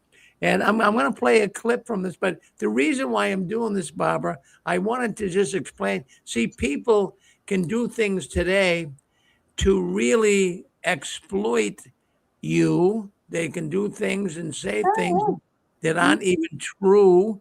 So I want to just play a little clip of this. Yeah. Somebody called last week. Somebody called me while I was so sick, and they called me an adulteress. I said, when did I have time to become an adulteress? Married 65 years to Joe Anderson. I mean, I know what you're talking about. And so, well, I'm wondering who's doing this, whether it's Watchtower operatives or ex-witnesses that have just trying to, get some traction here. I'm not sure, but I'm going to play this and get your thoughts. Now, I'm just going to warn the audience. They come out in this video, and they're saying that I am a multimillionaire, which I'm not. They're saying that I'm a Harvard graduate, which I'm not. I never even graduated from college, to be honest with you. They're saying that I'm the manager of an asset firm company. It's just crazy stuff. But anyways, I mean, some stuff is good, but it's not. I want the audience to know. I just wanted to bring it up tonight. It's not truthful. So let me share something with you. You might get a kick out of this. Sure. Today, we show you the evidence they hope you never see. 2006, George W. Bush was president. YouTube was only 1 year old, and Rick Fearon registered a domain name, 6screensofthewatchtower.com. At first, it looked like a blog, a place for an ex-Jehovah's Witness to post his thoughts. But within months, it became something much bigger. Fearon started publishing internal Watchtower documents, letters from elders, policies that the average Jehovah's Witness never sees. He analyzed court cases. He broke down the religion's legal defenses. And then he added something strange: phone numbers. He called it the 6 Screens Telenetwork, international dial-in lines, anonymous, no names required. Every week, people from countries like Japan, Australia, and Nigeria call in. They share their stories. They ask questions. They cry. One former witness told us, "It was the first time I said my real thoughts out loud without being shunned." Fearon's platform grew slowly. For years, the Watchtower ignored him. He was just another critic. But then something changed. In 2025, nearly 20 years after the domain was registered, Fearon organized a convention. Yes, a convention. Former Jehovah's Witnesses gathered in person to heal and share experiences. The Watchtower took notice, and they started warning their members. But here is what they did not say. The domain is paid through November 2026. Fearon is not going anywhere. And he has something else, something that makes him different from every other ex-member: money, a lot of it. Oh. While he runs this campaign, he is also sitting on corporate boards worth millions. Work, why does it matter? Oh my Fearon is not your typical activist. Most people who leave high-control groups struggle financially. They lose their community, their jobs, sometimes their families. Fearon lost none of that. After Harvard, he worked at the Walt Disney Company, then Transamerica. Then he became vice chairman and chief financial officer of Eaton Corporation, a power management giant with over $20 billion in annual revenue. He stayed at Eaton for nearly 2 decades, 19 years. During that time, he also founded a hedge fund called Accretive Capital Partners. His job? Taking over small companies and rebuilding them. Today, public filings show Fearon owns over $163 million in stock, most of it from Waters Corporation, where he sits on the board. He is also a director for CRH plc, Avient Corporation, and Crown Holdings. And get this, in September 2025, he became a senior advisor to Ripplewood Holdings, a private investment firm. So here is the contradiction. By day, Fearon is a billionaire-adjacent corporate insider. By night, he runs a website that calls Jehovah's Witnesses a destructive cult.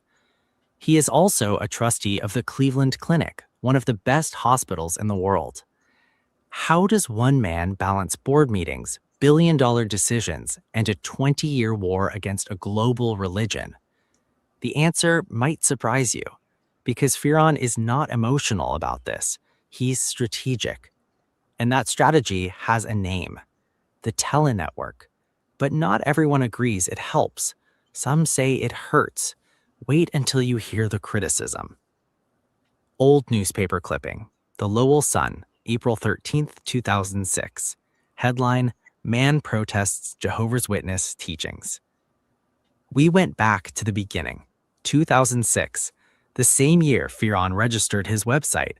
A local Massachusetts newspaper called the Lowell Sun published an article. In it, Rick Fearon stood outside a Jehovah's Witness convention. He held a sign, and he told a reporter 3 specific things. First, shunning. Fearon said Jehovah's Witnesses force families to cut off all contact with relatives who leave or are disfellowshipped. Parents cannot talk to their own children. Brothers and sisters become strangers. Second, blood transfusions. The Watchtower teaches that accepting a blood transfusion is a sin worse than murder. Members have died refusing life-saving medical care. Fearon called this dangerous and unnecessary. Third, child sexual abuse. This is the most painful one. Fearon told the newspaper that the Watchtower discourages reporting abuse to police. Instead, elders handle it internally. 2 witnesses are required to take action, a rule that makes conviction nearly impossible when the crime happens in secret. Text fades in. 2-witness rule with a red X. These were not new accusations, but Fearon was one of the first ex-members to say them publicly, on the record in a mainstream newspaper. And the Watchtower did not sue him. Why? Because he had proof. Court documents, letters, policies that the organization later admitted were real. But here is where the story twists. Some people who left Jehovah's Witnesses do not trust Fearon. They say he goes too far. They say he twists the facts. One person even called him a liar in Danish. Ex-vitne og løgner. Ex-witness and liar. Why would other survivors turn on him? Dark screen with faint text, sensationalist, creepy, liar, appearing one by one. If you spend time in online communities for former Jehovah's Witnesses, you will find a fight. And in that fight, Rick Fearon is not the hero. For some, he is the villain. Here's what his critics say. First, he sensationalizes. They accuse him of taking real Watchtower problems, shunning, abuse, blood, and blowing them up for attention. One person wrote that Fearon makes things seem much creepier than they already are. Second, his presentation. The 6 Screens website has a dark, dramatic style. Some call it cultish in itself. They say it scares away people who are still questioning their faith. Third, factual disputes. A detractor labeled him an ex-vitne og løgner, Danish for ex-witness and liar. They claim Fearon misrepresents Watchtower doctrine, mixing old teachings with new ones to create confusion. Even some prominent ex-JW activists have distanced themselves. They say Fearon's methods hurt the cause. They prefer quiet documentation, not dramatic exposés. But here's what those critics rarely mention. Fearon has been right about many things. The Watchtower later changed policies he attacked. They admitted to failures he highlighted. And his website has helped thousands of people leave safely. So who is correct? The answer is not simple, but there is one group that definitely does not like him, and they have power. The Watchtower itself. And they have a surprising weapon against him, his own past. A legal document being stamped confidential. Jehovah's Witnesses do not publicly attack individual critics. Their official policy is to ignore apostates. But behind the scenes, it is a different story. Court records show that the Watchtower has monitored Fearon's website for years. Internal letters, leaked by former elders, instruct members to avoid his content and report anyone who shares it. But they cannot stop him, because Fearon is careful. Everything he publishes comes from public sources, court documents, news articles, Watchtower publications themselves. He does not break laws, he does not hack, he just organizes information. And that is more dangerous than any lie. In fact, Fearon was invited to speak through the OSCE, a major international human rights organization. A video exists of him discussing a human rights activist and the Watchtower's treatment of dissenters. The Watchtower cannot erase that video. They cannot sue the OSCE. They can only tell their members to look away. But here is the problem for Firon. Even with all his money and connections, his audience is limited. Most Jehovah's Witnesses will never see his work, and those who do often dismiss him as bitter. So Firon tried something new, something that almost no other critic had attempted. He built a phone network, anonymous, global, and that network is still active today. What happens on those calls? We found people who joined. What they told us is not what you expect. An old rotary phone ringing, fade to a blurry silhouette of a person speaking. Every week at scheduled times, a phone number goes live. People from different countries dial in. No video, no names, just voices. This is the Six Screens telenetwork. Firon does not host every call. Volunteers do, but the structure is always the same. First, a short presentation, then the line opens for anyone to speak. One former attendee who asked us not to use her name described it like this. I sat in my car.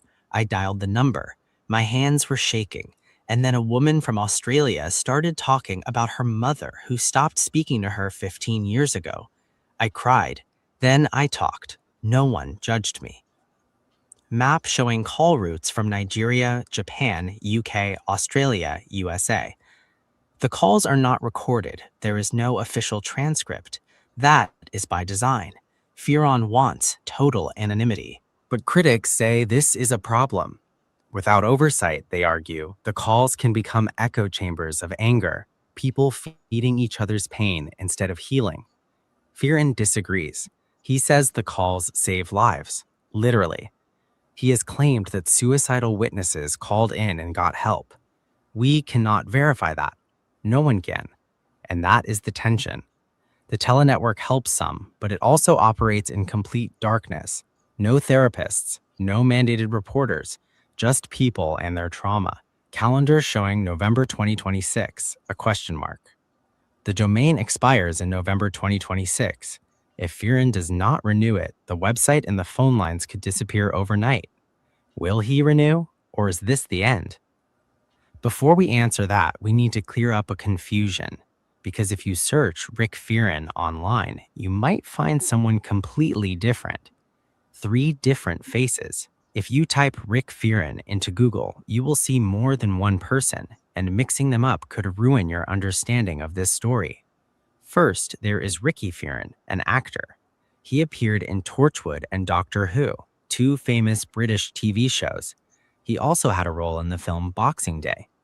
Ricky Firon is not related to our subject. He has nothing to do with Jehovah's Witnesses, but his face might show up in search results. Ignore it. Second, there is Richard Firon, no K. He was the CEO of Leeds Building Society in the United Kingdom. He stepped down in June 2025 after 7 years. This Richard Firon led a major financial institution. He also restricted mortgage lending on holiday homes in tourist areas. Important work, but not our story. Third, and this is the one you want, Richard H. Rick Firon, the Harvard graduate, the Disney and Eaton executive, the founder of 6 Screens of the Watchtower. He is the only Firon who has spent 20 years fighting the Jehovah's Witnesses. So why does this matter? Because the Watchtower has used this confusion before. When members search for Rick Firon online, they might find the actor or the banker instead of the critic. It is a small trick, but it works. Now that you know who is who, we can ask the final question. What happens next? The domain expires in November 2026. Firon is 70 years old.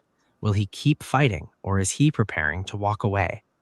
The answer may surprise you, and it is the subject of our final 2 sections.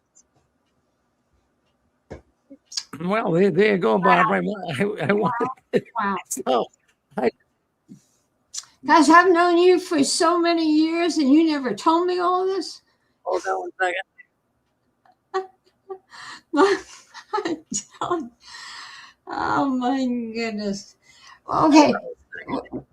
So what's your opinion? Well, my opinion really is it's a lie.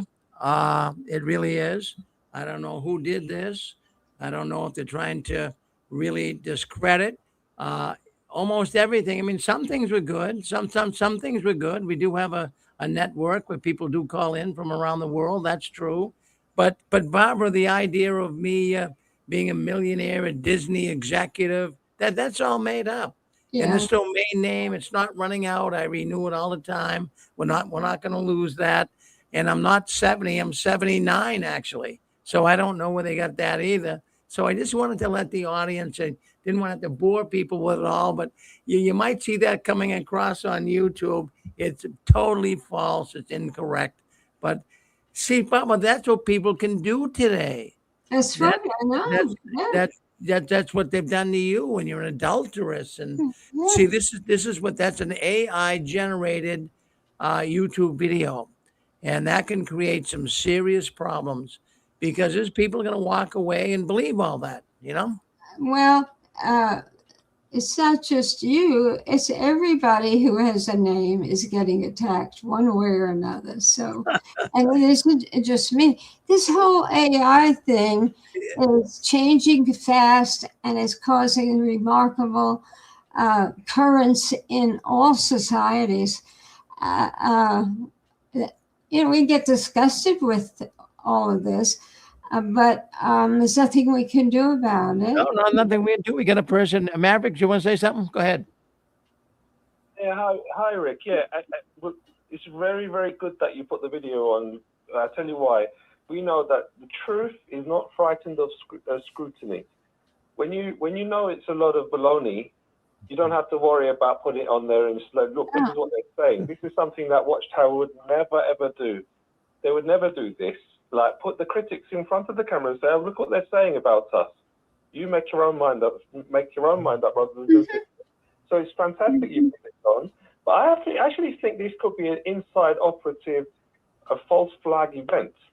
It could be something like false apostates supposedly talking about stuff that's against the Watchtower, but then they're they're digging at you. And you know the saying where it says the lie goes halfway around the world before the truth puts its shoes on. That's what I think will happen. It's just an attempt, I think, to get unaware people to say, "Oh, don't listen to that Rick Ferrin. He's one of those crooks.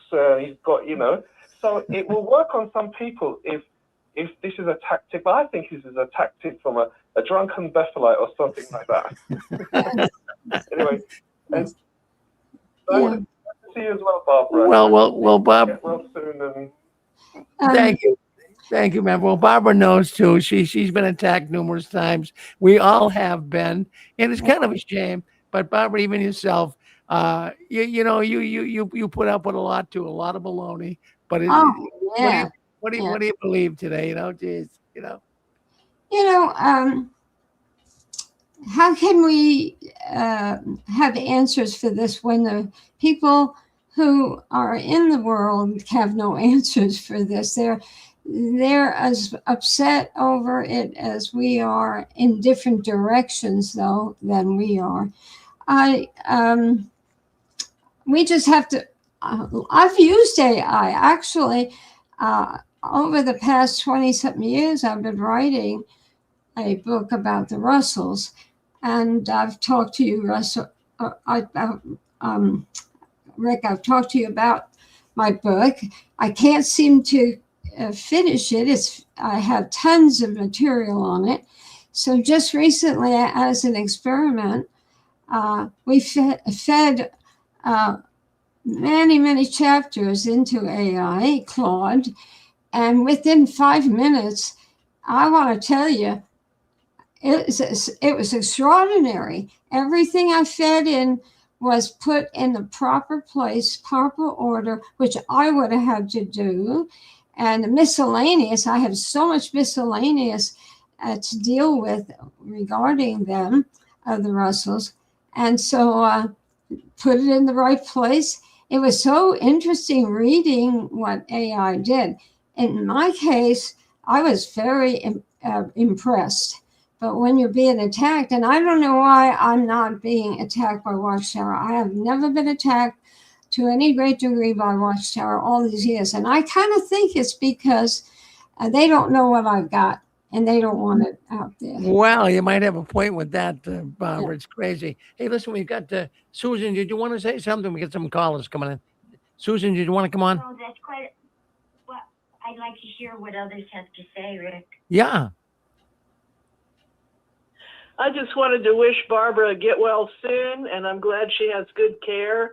And I know that you're not running Disney, because if you were running Disney, you wouldn't have that janky board. You'd have a call screener, and your studio would have little Twinkie lights. Well, hey,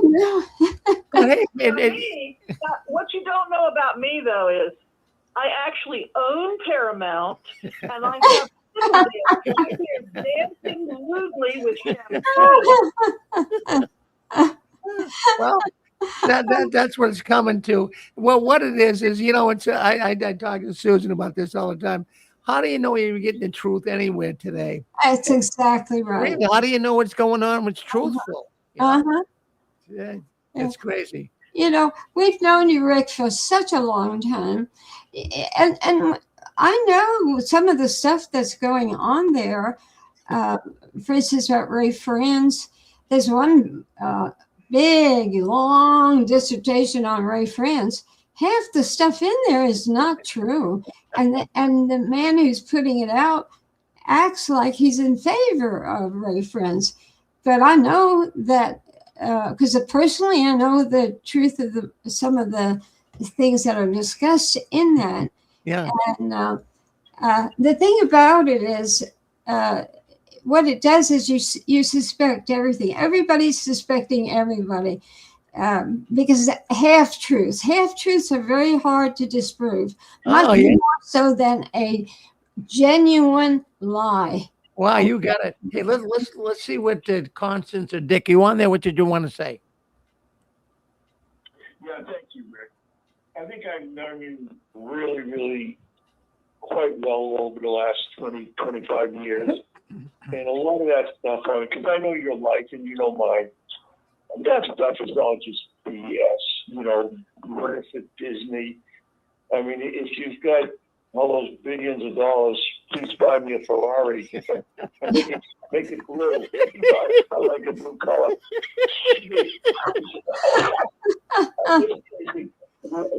What I'd like the audience to know is that over the last 20 years, you've spent probably an average of $500 or $600 a month to keep the 6 screens alive. You've never asked a penny from anybody. Conversely, you'll tell people, don't send me money. Who else does that? You run a convention in Boston, you drop $25,000 of your own money for that, and yet you tell people, don't send me any money. I'm just putting this out there because you never would. You'll never blow your own horn, and you'll never say what a great guy you are, and all people that you saved from committing suicide. I know about it because I asked you, and you always tell me the truth, but you would never put that stuff on 6 screens, which is too humble for that. So when I hear all this AIBS, I say, oh my God. And I just want the audience to know, me and Connie love doing our program on 6 screens. We don't get paid for it. Anne-Marie doesn't get paid for it. Nobody gets paid for it. And being on 6 screens is the best way to get rid of the PTSD that all Southern Jehovah's Witnesses have. They probably don't realize they have it, but they absolutely have it. 6 screens has been a blessing to many, many people. Rick Show has been a blessing to a lot of people. And there's millions of hours where Rick can be sitting home having a beer watching a football game, and he's taking calls from distressed people, and that happens all the time. So when I see this stuff that Rick Farron is a multi-millionaire, because all I can say to that is, make it a blue Ferrari. Well, Dick, I'll take you out to lunch for those good comments. And thank you. Let's go to they do one on me and make me look like Marilyn Monroe or something. Well, they're gonna wait till you see the ones coming out. They got you in shots, Barbara. They do. Oh, wait. Yeah. Hey, let's go to 602. 602, you run with us. Go ahead. Oh, man. I don't know if you checked your phone, but I kind of do believe a lot of that video, Gilbert, and I asked you if you could please give me a loan. We talked about that later. You know, we go back a long way, I think, and you know, remember good old Eric, you know, he's created struggle. And anybody else, you know, back in the, especially like in 2016, when a lot of people were leaving the Watchtower, people like you know, struggle. I've talked to him and a couple of other people that opened up their phone line. Anybody who's opened up their phone line knows that comment about the suicide is true. You have to have done it. Unless, but you know, when you actually talk to people, you know, daily, and because Jehovah's Witnesses have nowhere to go, you can't call Watchtower talk. Then you actually know, oh my God, there are a lot of people who have those tendencies or have those feelings, and they're just confused. So they were right.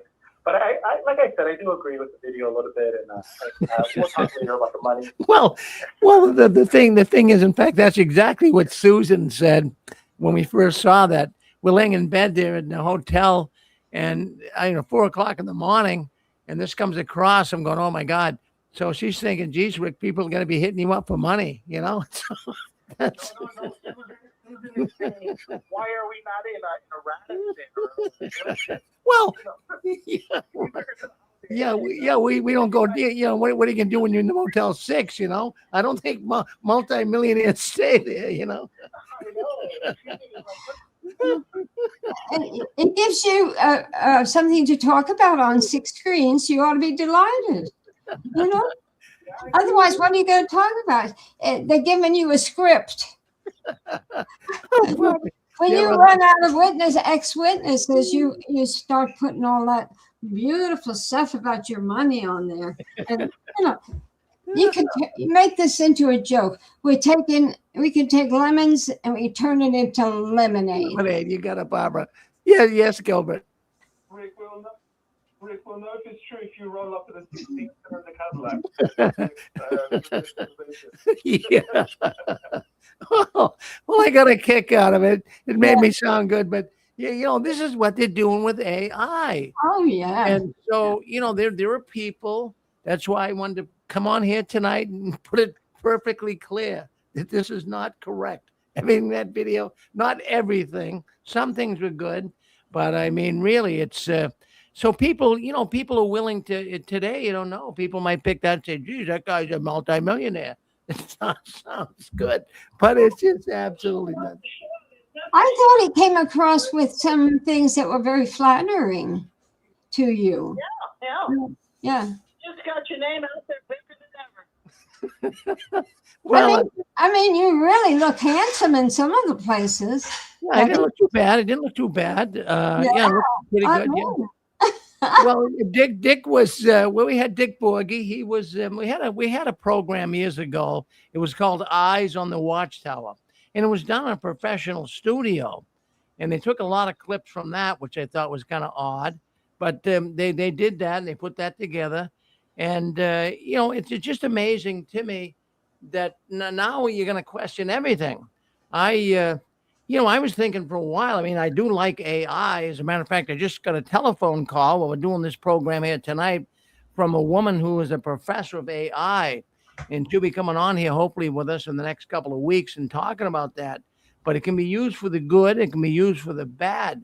But I think what it could do here is whether these are operatives or drunken Bethelites, as Maverick was saying, or whoever these guys are, it could be, you know, them trying to discredit people. I don't think it's the Watchtower themselves. I wouldn't think to do something like that. But we'll just have to see what happens, you know. AI is being used by the Watchtower to write articles. It's very obvious AI. I've compared it. I've talked to some of the ex-JWs who are in the writing department. They don't even have to keep a big staff of writers like they did years ago. because the AI articles are very simple in the very few magazines that come out. So, you're only getting one new Watchtower a year and one new, I believe, awake. And then you get two Watchtowers that are old, have been printed before. This is a very wonderful thing for organizations like religions like Watchtower, because it is cut down on their expenses. So the staff, they don't need the staff that they used before. So we'll learn more about this as time goes on, and certain things come out, and then eventually they turn on organizations like a snake. Nothing remains the same as the years go by in our century.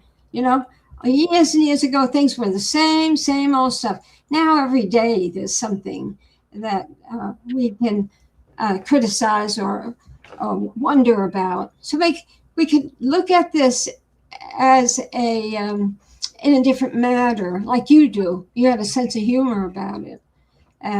If they go farther and do something that is so awful to you, then this is what the world is considering about suing. They're going to have a lot of lawsuits. Look at all the children that are being influenced by AI, and multimillionaires using AI for bad. So just sit back and watch, and read and make good decisions for yourself to be happy. And don't spend a lot of time. I mean, I spend a lot of time when I didn't get injured, but I'm at this in an entirely different direction. Than they could say what they want about me. I could say what I want about those who are protecting the pedophiles and not the children. We can change the world, and people can get tired of this stuff. But everybody I spoke to in hospital, and I did speak, I spoke. I brought it up all the time, what I've been doing for 25 years. And I got to tell you, people are so appreciative. Pick a subject, pick a good subject, be useful. My mom, when she was dying, and was standing there, the doctor and I was standing by her bed, and she only had a few hours left to live. And doctor told her that she couldn't be saved. And she looked at me and she said, that's all right. She said, I will go to my rest. She said, because I'm not useful anymore. And I turned to look at the doctor, and the tears were running from his eyes down his face. And it was she said, I wish I could be here to see what Barbara, your work was going to do. She said, this is 2006 when she died. You know what? I reflected on that as time went on. And I said, you know what? That's my motto. Be useful. Be useful while you're alive, and you'll have happiness. Well, that's a good motto, Barbara. My goodness gracious. And you've been through a lot in the last few years, my goodness, with Joe and the hip problem that you had, and also the problem you had with the man that came and lived with you that scammed you. Sure. You've been through, but you still have a very good attitude, and your attitude is your altitude. Now, look, I don't want to keep you up too late here tonight, but I don't want you to be a stranger here, okay? No. I don't want you to know. We're going to be talking more and more. We're going to get you to get some more footprints on the 6 screens, because you have a lot to still tell us. And yes. Yeah. Oh, do I ever? I haven't told some of the experiences that I had at headquarters. If they're not in books, I told one just recently, and in a private setting. And I got to tell you, it has to do with abortion. Nobody knows what I know about the Society Stand on Abortion. And these are the kind of things people ought to know about their organization, and make then a decision based on knowledge. And millions of women have come through the doors of the Watchtower and did not know what I am going to talk about, what the organization's teaching on abortion, something that turns religions inside out, marching in the streets over abortion. We're talking about religions. And they never, ever questioned and ever even thought about it. I didn't until when I was at the headquarters. And I found out when I was doing the research on the mutilation, that article, and when I found out what I did about the policy of the Watchtower on abortion, you all are going to be shocked. Well, we're looking forward to that. Now we have a man right down there. That is now he's right down there from where you are, Tennessee. That's Junction Guy. Hey. So I think he probably wants to say hello. Yeah. Go ahead, John. Well, what do you want to say, Junction Guy? I just want to say hello to Barbara, and I hope you're recovering well and continue to recover well. Sorry to hear about your accident. Thank you. I appreciate that. As long as my mouth keeps going, I'm happy. What's that? As long as my mouth can keep going, I'm happy. Okay, yeah. Yeah. I just wanted to say hi. I haven't spoken to you in years. It's been years since I spoke. It has been. Absolutely. Yeah. Well, we won't call it a day, okay? We will call it a beginning of the beginning and continuation of an old friendship that's a new friendship, okay? All righty. Okay. Well, Junction Guy was one of the first people that I met really on JWN. He was one of the original writers on there. And now he's a fan of the 6 screens, and we're so glad to always have Junction Guy with us. Well, he tells it like it is. He's a former Jehovah's Witness, and he's had difficulties with this organization too, Barbara. But he's a real gentleman, and we're glad to have him part of the 6 Screens Network. Yep. Hey, I want to say, Junction Guy, contact me. I'm very serious about this. I'm in the process and have been for quite a while on the project, and I sure would like to share it with you, and I will share it with others, but I'd like it because you're a man of activity in this matter, and so I would like to share some of the ideas that are coming my way, and for the future. I'll run stuff by Rick and whatever, and let's make some. Let's have some input on the way that we can be very constructive and helpful, not only to Jehovah's Witnesses, but also to the other religions that I was talking about. They got big problems, empty pews. Their worlds are falling apart. And it's all from the same or similar reasons. So we can be useful to a lot of people if we have the time and the inclination to do it. All right. Sounds good. Yeah. Oh, great. Well, Junction Guy, you look really good tonight. You really do. You got a nice haircut there. You got a nice mustache. You kind of have that Tom Selleck look, you know. Oh. You're looking good. Well, thank you for wanting to come on and say hello to Barbara. Thank you, Junction. Thank you. Yeah. Appreciate it. So where do you live? Knoxville. Oh. Yeah, well, I'm outside of Nashville. Okay, yeah. Yeah. So, well, we have a lot in common. And I see Diamond Dave is there too. My goodness. How are you guys doing? Right. Good. How you doing, Diamond Dave? So you want to come on? What do you want to say something? Go ahead. Yeah, I wanted to chat in and just kind of chime in on the conversation. So I was not a Jehovah's Witness. I'm actually an ex-Mormon. And some of the people here know me from other XJW channels that I float around on. They I don't know, they just popped up on my feed a few months ago, and I'm in this part of the community now, I guess, because there are so many similarities between Mormonism and Jehovah's Witnesses.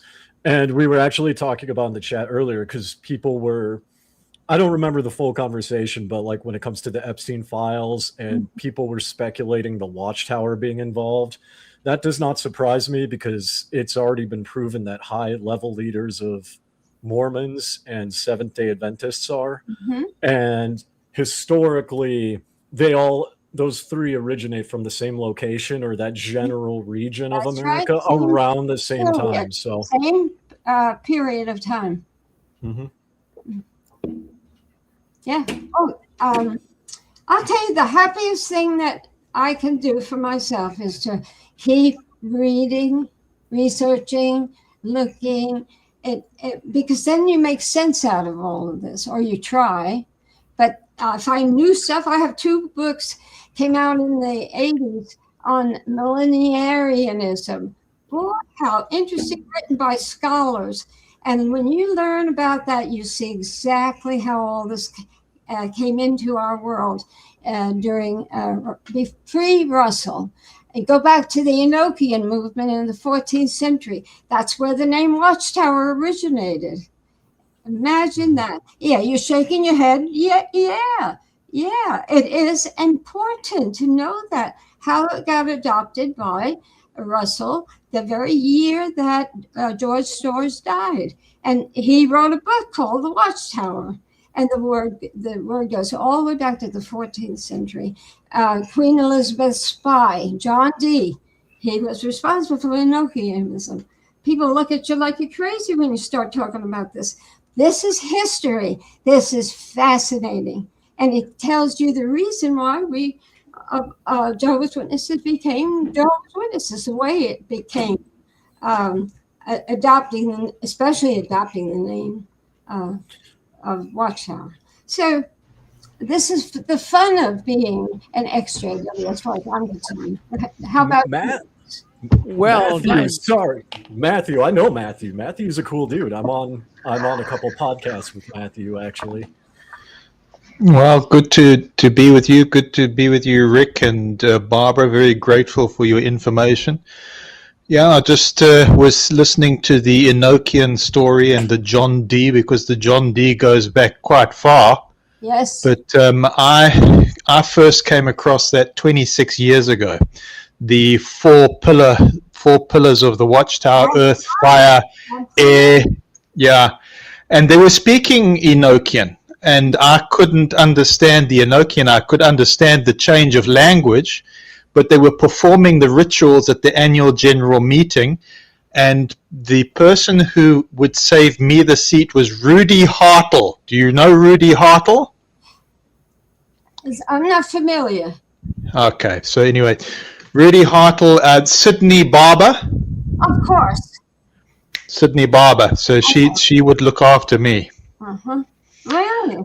Oh. And yes, and so, but if you said that the John Dee ritual was taking place at the annual general meeting, and you spoke to most of the persons that were attendees, they just go, "You're a lunatic. What are you talking about?" Because they didn't have the knowledge. It was compartmentalized knowledge. That's right.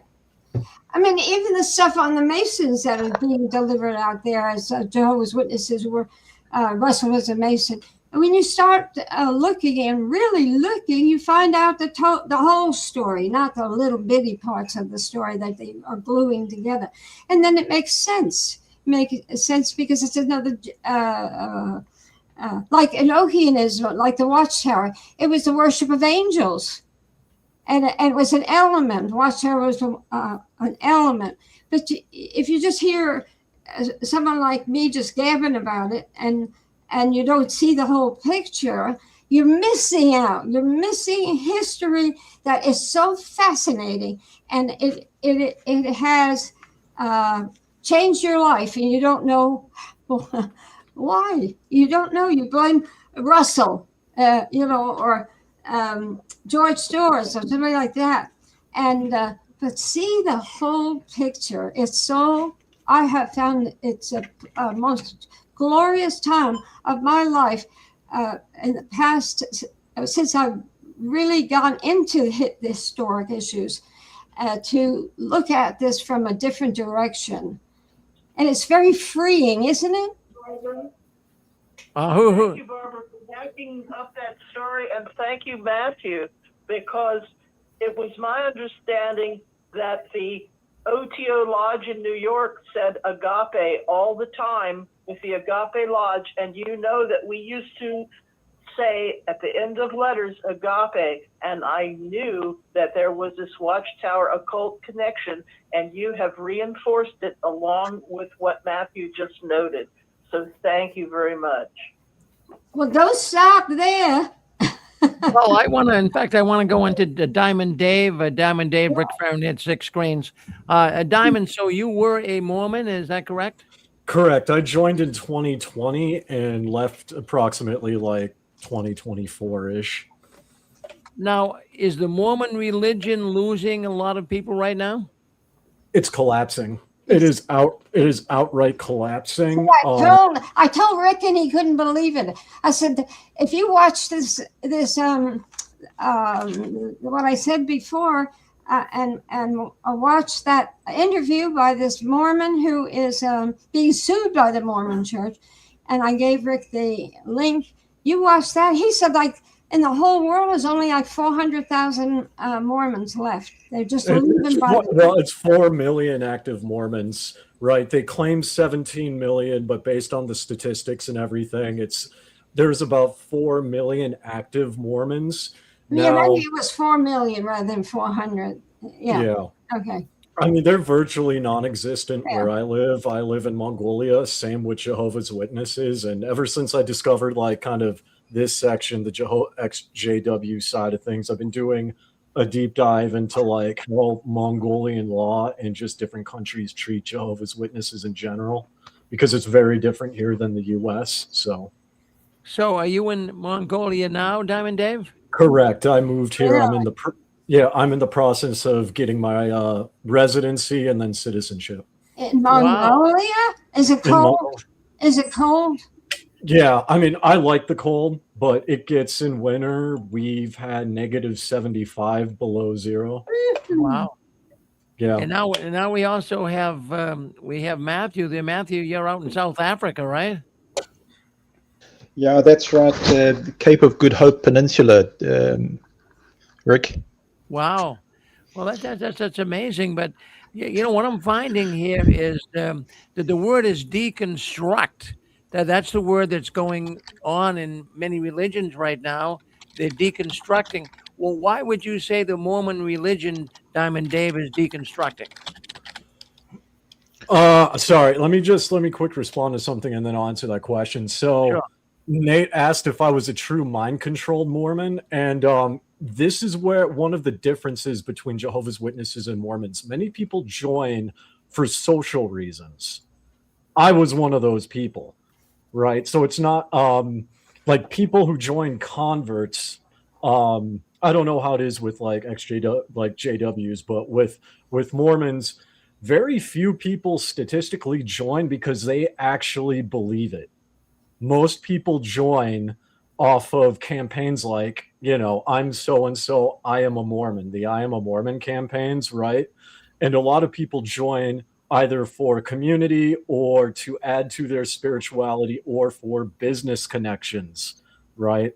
So, it's not really the same. And from what it sounds like in Mormonism, there's a little bit more leeway to ask questions than in the Jehovah's Witnesses, right? Because like if you look at Fair Mormon or other like Mormon apologetics, they invite questions and they have all these groups to help people who are questioning or who are struggling.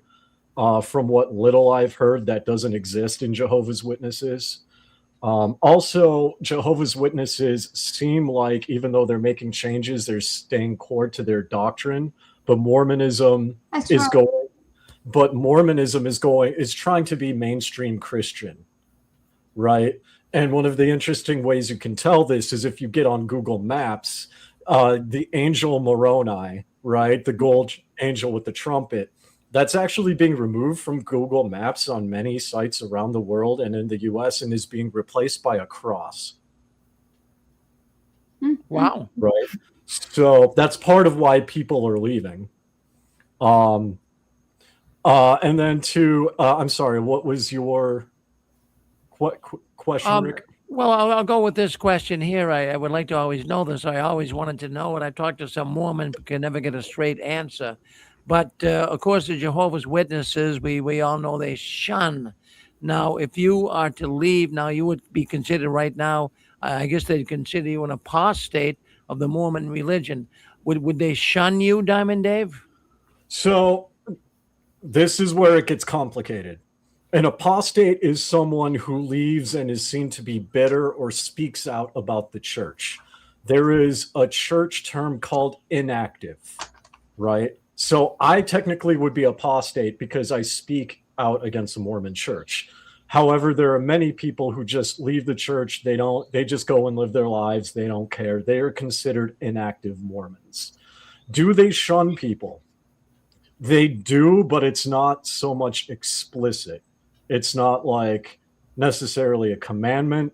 It's more surface level cultural where you just won't be invited to things anymore.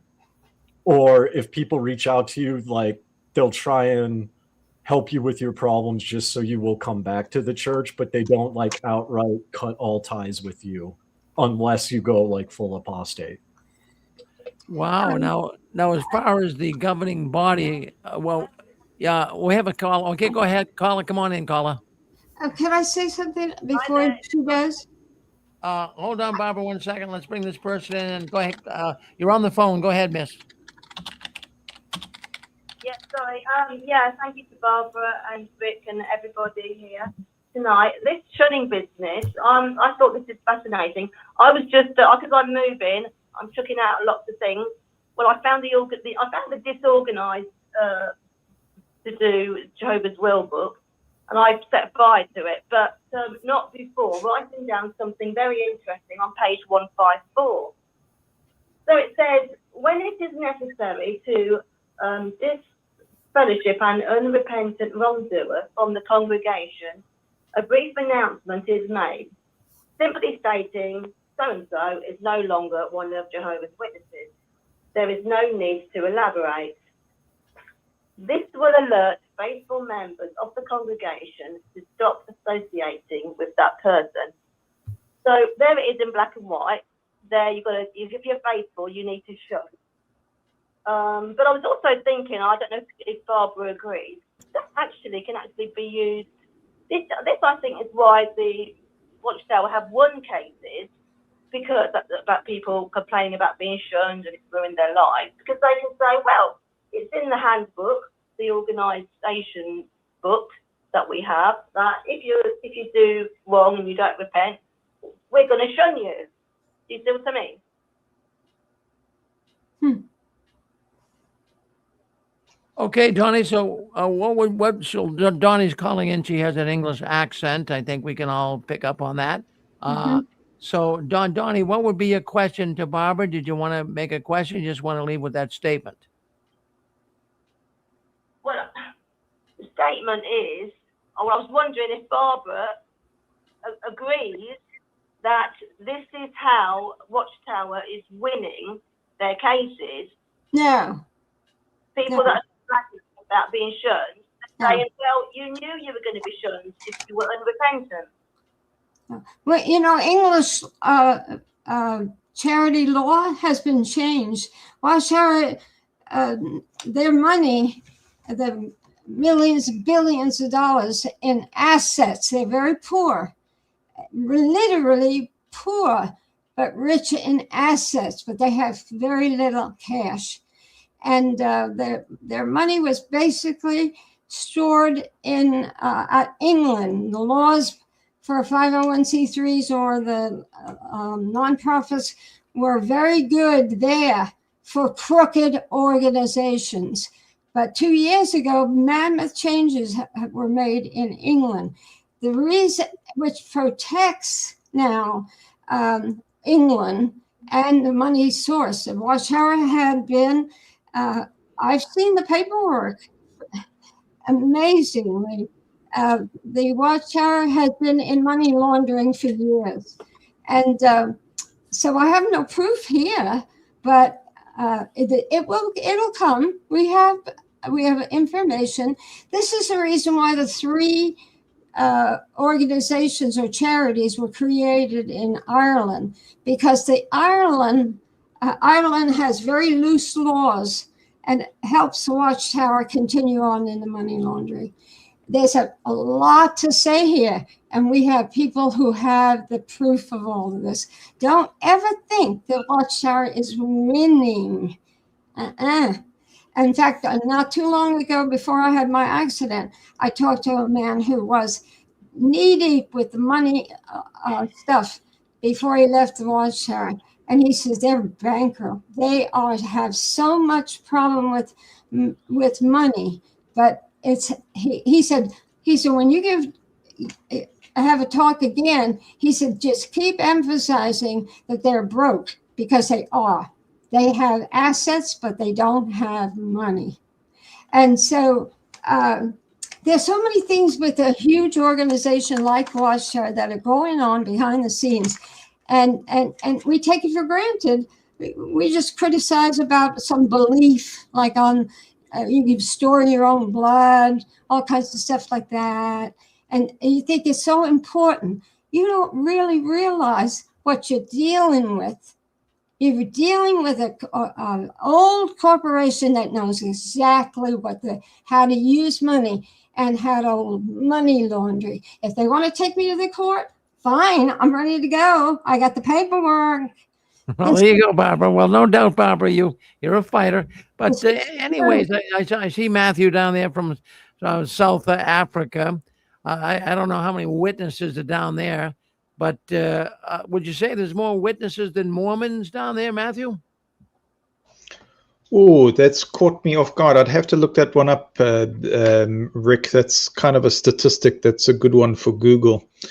What I can tell you is that there's a lot of fracture that's going on. There is a South African connection to Ireland because, of course, you got it, Matthew. You got it. Yes, because South Africa was to be the backup world branch in case America went down. That was the idea. So you think Cape to Cairo. So this goes back as far as. Well, we just lost the voice transmission there from Matthew. Maybe he'll come right back, but I'm going to skip. While that's doing, can I just ask Diamond? Diamond, do you know Jim Seward, Seward, the guy that's being sued by the Mormon Church for? It's called Mormon Stories. You mean John Dehlin? No. John Dehlin is the owner of Mormon Stories and the Open OSF Foundation that's being sued for. Okay. It's Jim Seward that got a hold of me, and that's and the name of the film is Seventh-day Adventism versus Mormonism. How interesting that is! I'd like to pick your brain about this guy because. They're reaching out to me, his manager, I didn't write his manager's name here on my paper, but he reached out to me just recently. And I'll tell you what, these organizations, they want to talk with us. This is not that we're alone. I know John Dehlin has been reaching out to JWs and other people because I know people who know him personally. There's a YouTube channel called Mormon Discussions by Bill Reel and Radio Free Mormon. I'm a regular on their podcast every week, and they work closely with John Dehlin. I've been in John Dehlin's groups. I follow his pages. He and I have had very brief, back and forth Facebook comments. So I would say I'm very familiar with that and the lawsuit and the lawyers who are who have commented on that. Colby Reddish is a friend of mine. He's talked about that lawsuit. Colby Reddish is a personal friend of mine. I'm in his Discord channel, so there's a lot to unpack with that lawsuit. But yeah, see, the people who are listening to this, when they first started out with this evening, they never dreamed where all of this discussion is going. If you want to talk about abuse in Jehovah's Witnesses and Mormonism, Kara Burrell, I would say, is also a friend of mine. And she used to work with John Dehlin, and now she's doing a deep dive on Tim Ballard and all the shenanigans that he was doing. that the Mormon Church intentionally overlooked. And she's even done deep dives on how it looks like church funds, church tithing funds, were used to fund Tim Ballard's shenanigans. Well, I'll be. So it seems like there's a similarity across the board as well. Wow. Hey, Diamond Dave, you have a really good voice, by the way. You're really good in radio. Really, you got a lot of resonance to your voice. Hey, we got Chicago on the line with us. Did you want to come in, Chicago, and say something? You're on with us. Go ahead. Chicago 312 area code. No, okay. Well, anyways, well, let's give you the last words, guys. Let's go around the horn here. Diamond Dave, what's your last words here tonight? Last words, I just want to say thanks for having me on. This is the first time on the channel. The banter in the chat is fun. I love everybody in the chat. You guys are great. It's nice to see we can banter back and forth and still have a good time.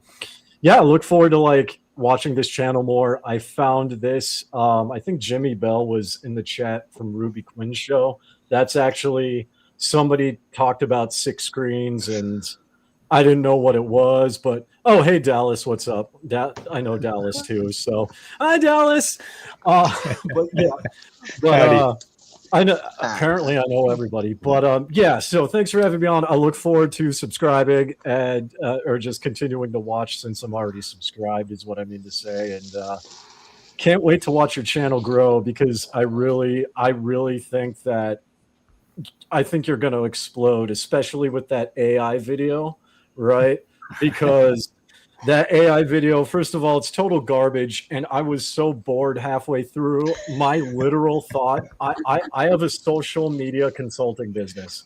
Halfway through, I literally thought, as an average person watching this, I need to go check out 6 screens and see what the drama's about.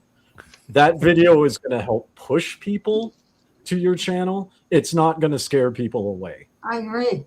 Well, good. Thank you. But now listen, don't be a stranger. Don't be a stranger. Oh no, you guys are cool. I like all you guys. Well, thank you, Diamond Dave. Hey, that's Dallas over there. You want to say something to Dallas? Go ahead. Well, hi, y'all. Hi, Barbara, and I'm just so sorry to hear about what happened to you, and I hope you get better. And we love. I'm glad to hear from you again and have you with us tonight. Well, hey, we all are going to become friends, and with friendship comes information. So, guys, yeah. Well, let's give Matthew the last words here tonight. Matthew, what would you like to say? Good to be with you. And Barbara, thank you very much for your example in being an effective researcher, going back to school. So it's been it's said in the circles. That's a real encouragement. And it's very important to be disciplined when it comes to documenting. Don't be shy about documenting, filing things away, because that's the evidentiary threshold that many Supreme Courts are saying doesn't exist. But the more that we talk like this, the more it goes into the internet ether. It can be analyzed by AI.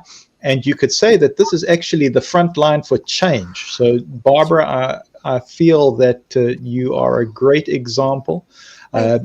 John McBride taught me the same. He said, don't discard any of the correspondence. Don't discard any of those communications, because it all shows a pattern of what we're seeing, spiritual abuse. And it's very important for persons to analyze these things so that they can reconcile and move on. Well, thank you, Matthew. Now, how about Junction Guy? Junction Guy, what's your last words here tonight? My last words is I've enjoyed this show tonight. Love seeing all the different people. It's good to see you again, Barbara. And thank you. Maybe I could get my email address to you through Rick. Well, let me tell you, I'm andersonsinfo@hotmail.com. Okay, I'll remember that then. Just put a plural on Anderson's info. And, Okay. and I will accept emails from anybody and you get an answer back. This is how I reach out people all over the world. Anderson's info is so busy, and I got six emails and 2 websites. Scars is my biggest one right now. We're going worldwide with Scars, and this is going to take off because we're going against penitent privilege, and we're going to do it everywhere in the world. All of these religions have got to do something about this. I want to. Can I just say real quick? I want to jump in, even though I had last words. But I kind of want to help with this, right? And this is my thing. You guys can I could throw my email in the private chat, or you can find me one of my pages, Diamond Dave on Facebook. Reach out to me because this is one of the biggest things, and I've talked with John Dehlin, or not John Dehlin, but like some of his followers on his pages, and brought this up. A lot of people that are doing great things like you guys, it's wonderful, but there's not people my age and younger that are doing it. It's very few. I've got some your age in the background that you don't know, and they are brilliant like you guys. Exactly, but my point is I want to get in on that and help merge the gap, right? Because there are younger people that are out there, and they will eat this stuff up because there's the whole niche just about cults in general on, YouTube is huge, right? Alessa Grenfell, Cults to Cultiousness. If we could get people of all ages involved, the Watchtower will have no one to go to. Mormonism will have no one to go to because they're targeting the younger people. But if the younger people are already aware, then that shuts them down right on the spot. But look what's going on towards Jehovah's Witnesses in Brazil.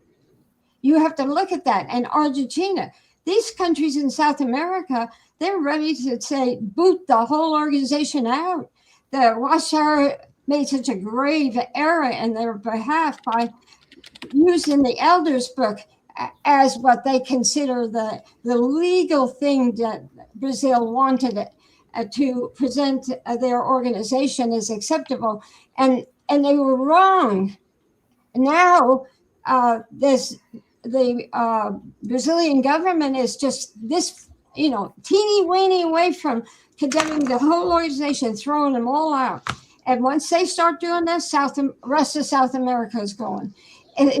I have people I talk to all over the world. Listen, if anybody kills me, I got plenty of others who are doing this behind the scenes. Don't think that I'm just all mouth, because I'm not. Well, I want to say, Barbara, Diamond Dave there, he made a lot of sense. Yes. The demographics, when I check the demographics here on the 6 screens, we do have an older audience. That's for sure. Our average listener is in their late 50s. So we go 50, 60, 70, even 80-year-old people coming in here. But he's right. If we could connect with the younger crowd. I've got young ones. I'm telling you, I agree with him 100%. I agree with all of you guys, because all of you are you got portions of understanding of this. When you see the whole picture and you talk to some of my international friends, you will be shocked.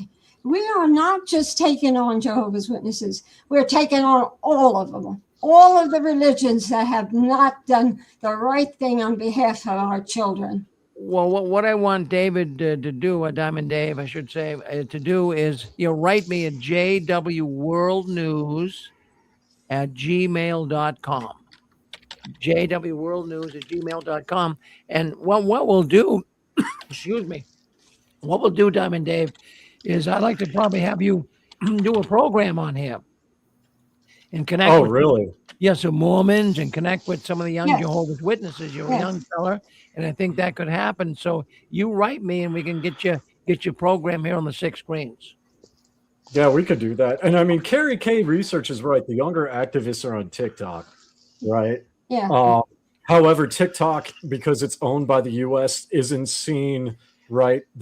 People aren't going to see it as much globally as they would on YouTube, right? I should have clarified, because YouTube is global, but the U.S. TikTok is different than the Chinese TikTok here in Mongolia, right? Well, so I've got people who want me to be on TikTok and get off of YouTube because I said YouTube is going out, and TikTok is huge. And they're young people who have contacted me about TikTok and said, Barbara, you will be a sensation on TikTok. And I You said, would, yeah. Go, yeah. US TikTok. You would. I said, what the heck yeah. is TikTok? I didn't even know about it. Yeah, you do really well. Yeah, I agree with them 100%. That was good. Oh my goodness, guys. Well, Barbara, let's give Dallas. Yeah. Put snippets of your YouTube on TikTok. Did you yeah, hear you her, can make Barbara? shorts. Yeah, make YouTube shorts, upload them to YouTube, upload them to TikTok, and then you've got double the reach. Yeah. Who else is on our telephone line? Go ahead, sir. Yeah. Hey, Rick, this is Craig from Florida. We met at the 2025 convention you had. Oh, yes, Craig. Yeah, I'd like to speak to Barbara. Barbara, I live in central Florida, and I was a witness from age 5 to like 40. I disassociated. We met. I have a picture of you and me. We talked briefly about your situation of the person that moved in to help you and whatnot. Yes. That was a very horrific story. Absolutely. So we talked, just you and I. But now that you had a fall, I would be willing to help you for like 2 or 3 days if you need someone like to get food or to. Oh, no. You know what? Let me tell you guys. I have been around the witnesses all these years, and I end up with nobody. Isn't this the irony of this? My husband and I we converted 80 people into this organization. I had a son, I had a life, I had a fabulous life as a JW, mind you, and then at headquarters, and then afterwards, wonderful. And look at this, my husband dies, my son shuns me, and look what I have. I have a house, which other people want to try to take away from me, JWs and XJWs. I've seen it all. But I'm not stopping this. But Barbara, I would not be staying with you. I'll stay at a local motel. You don't need to give me food. I would just help you with the things that have to get done. Your car, take it, or to get repaired, or grocery shopping. What I'm saying is I could give you like 2 or 3 days, and you're welcome to have my number if you ever need me. Oh, that's very you can call kind. ex-elders about me. You can talk to Rick. He knows me a little bit. Fran and Joe know me. Constance and they know me too. Well, so if you ever need help, I appreciate I'm willing to give my number. And remember, guys, this can happen to you. You get very interested, active in this religion. You're fighting for truth, and what you don't realize is everybody around you has disappeared because we're all getting older. I'm going to be 86 in a few days, and look at extraordinary life I've had. But everybody's gone. They've all died off or whatever. Am I whining about this? No, I'm not. And I'm going to continue. And we have wonderful, wonderful people to help us once we get rid of some of the people who are in this for reasons other than truth. So my offer is I would not take any money. I don't want a dime. I would actually be very insulted. If you I'm just letting you know that. Thank you. Well, just send me info. I'm here for you if you need someone. That's all. My name is Craig. Where were you 3 weeks ago?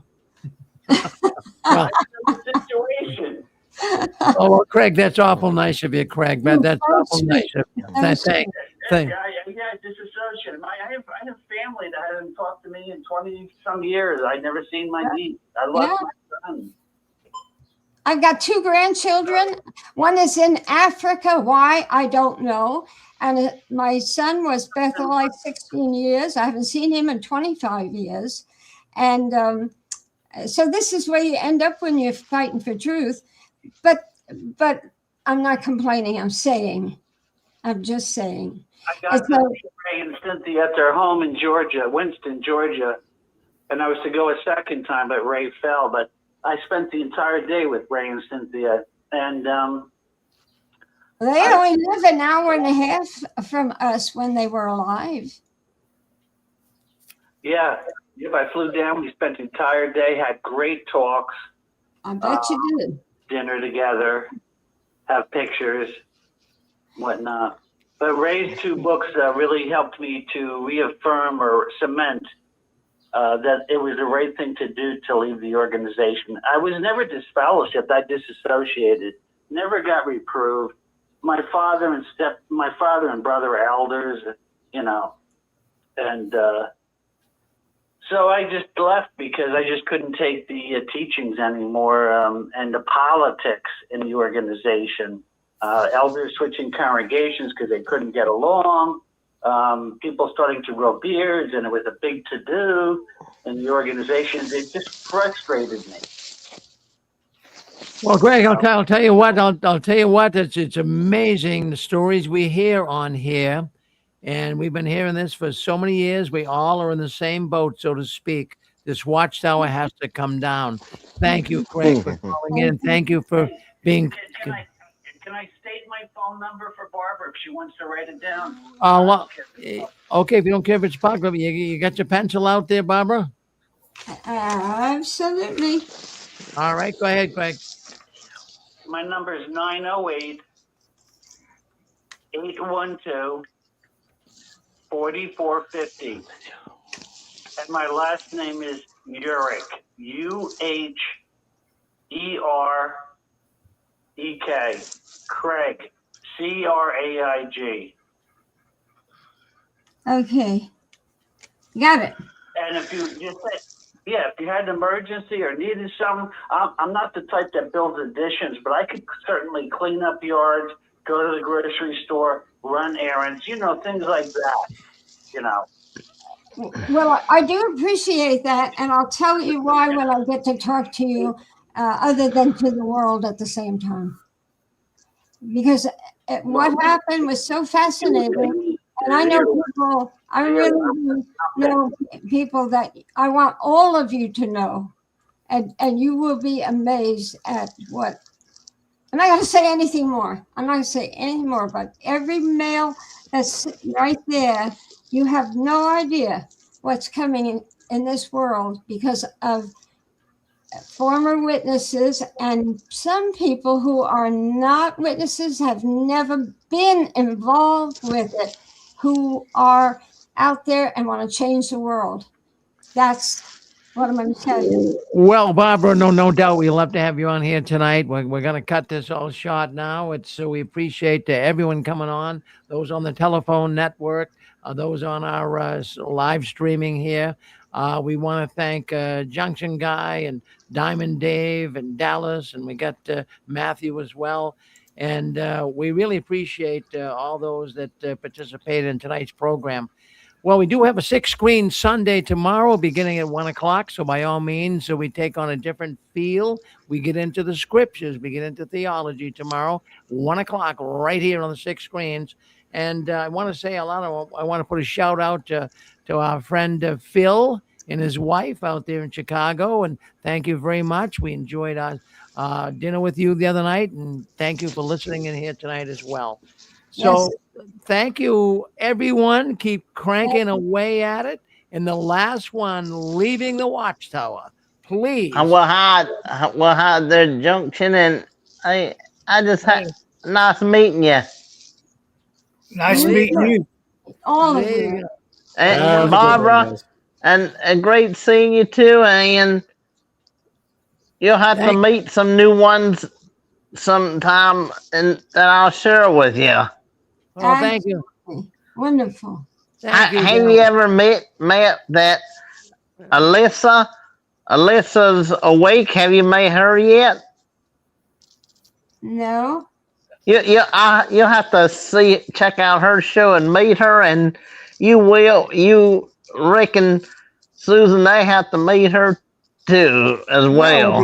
We'll be glad to do that, Dallas. And thank you for showing up here tonight. Yes. Now, I just want to mention to people too, if you want to stay on the telephone line, that telephone number scrolling across the bottom, if you dial that number, you can talk to people. It's not being recorded. It's not on YouTube or Facebook. We call it the after party. So if you want to join that, stay on the phone line. You can do that tonight. Thank you, Rick, everyone. Rick, Yep. thank you, Rick. Yes. You thank everybody, and I want to take the position for everybody that you thank. I hope they don't mind. Thank you and Linda for what both of you do. Well, thank you. Thank you very much. I appreciate that, Greg. No, it's done. It's all over. We're like one big family here, one big community, and it's all working. Appreciate it. Appreciate it. Now, listen, thank you. Keep standing tall. Don't you ever give in, up, or out. And the last one leaving the Watchtower, please turn off the new light. Good night, everyone. Night. Take care, y'all. Okay. Good night, everybody. There you go, Pixie.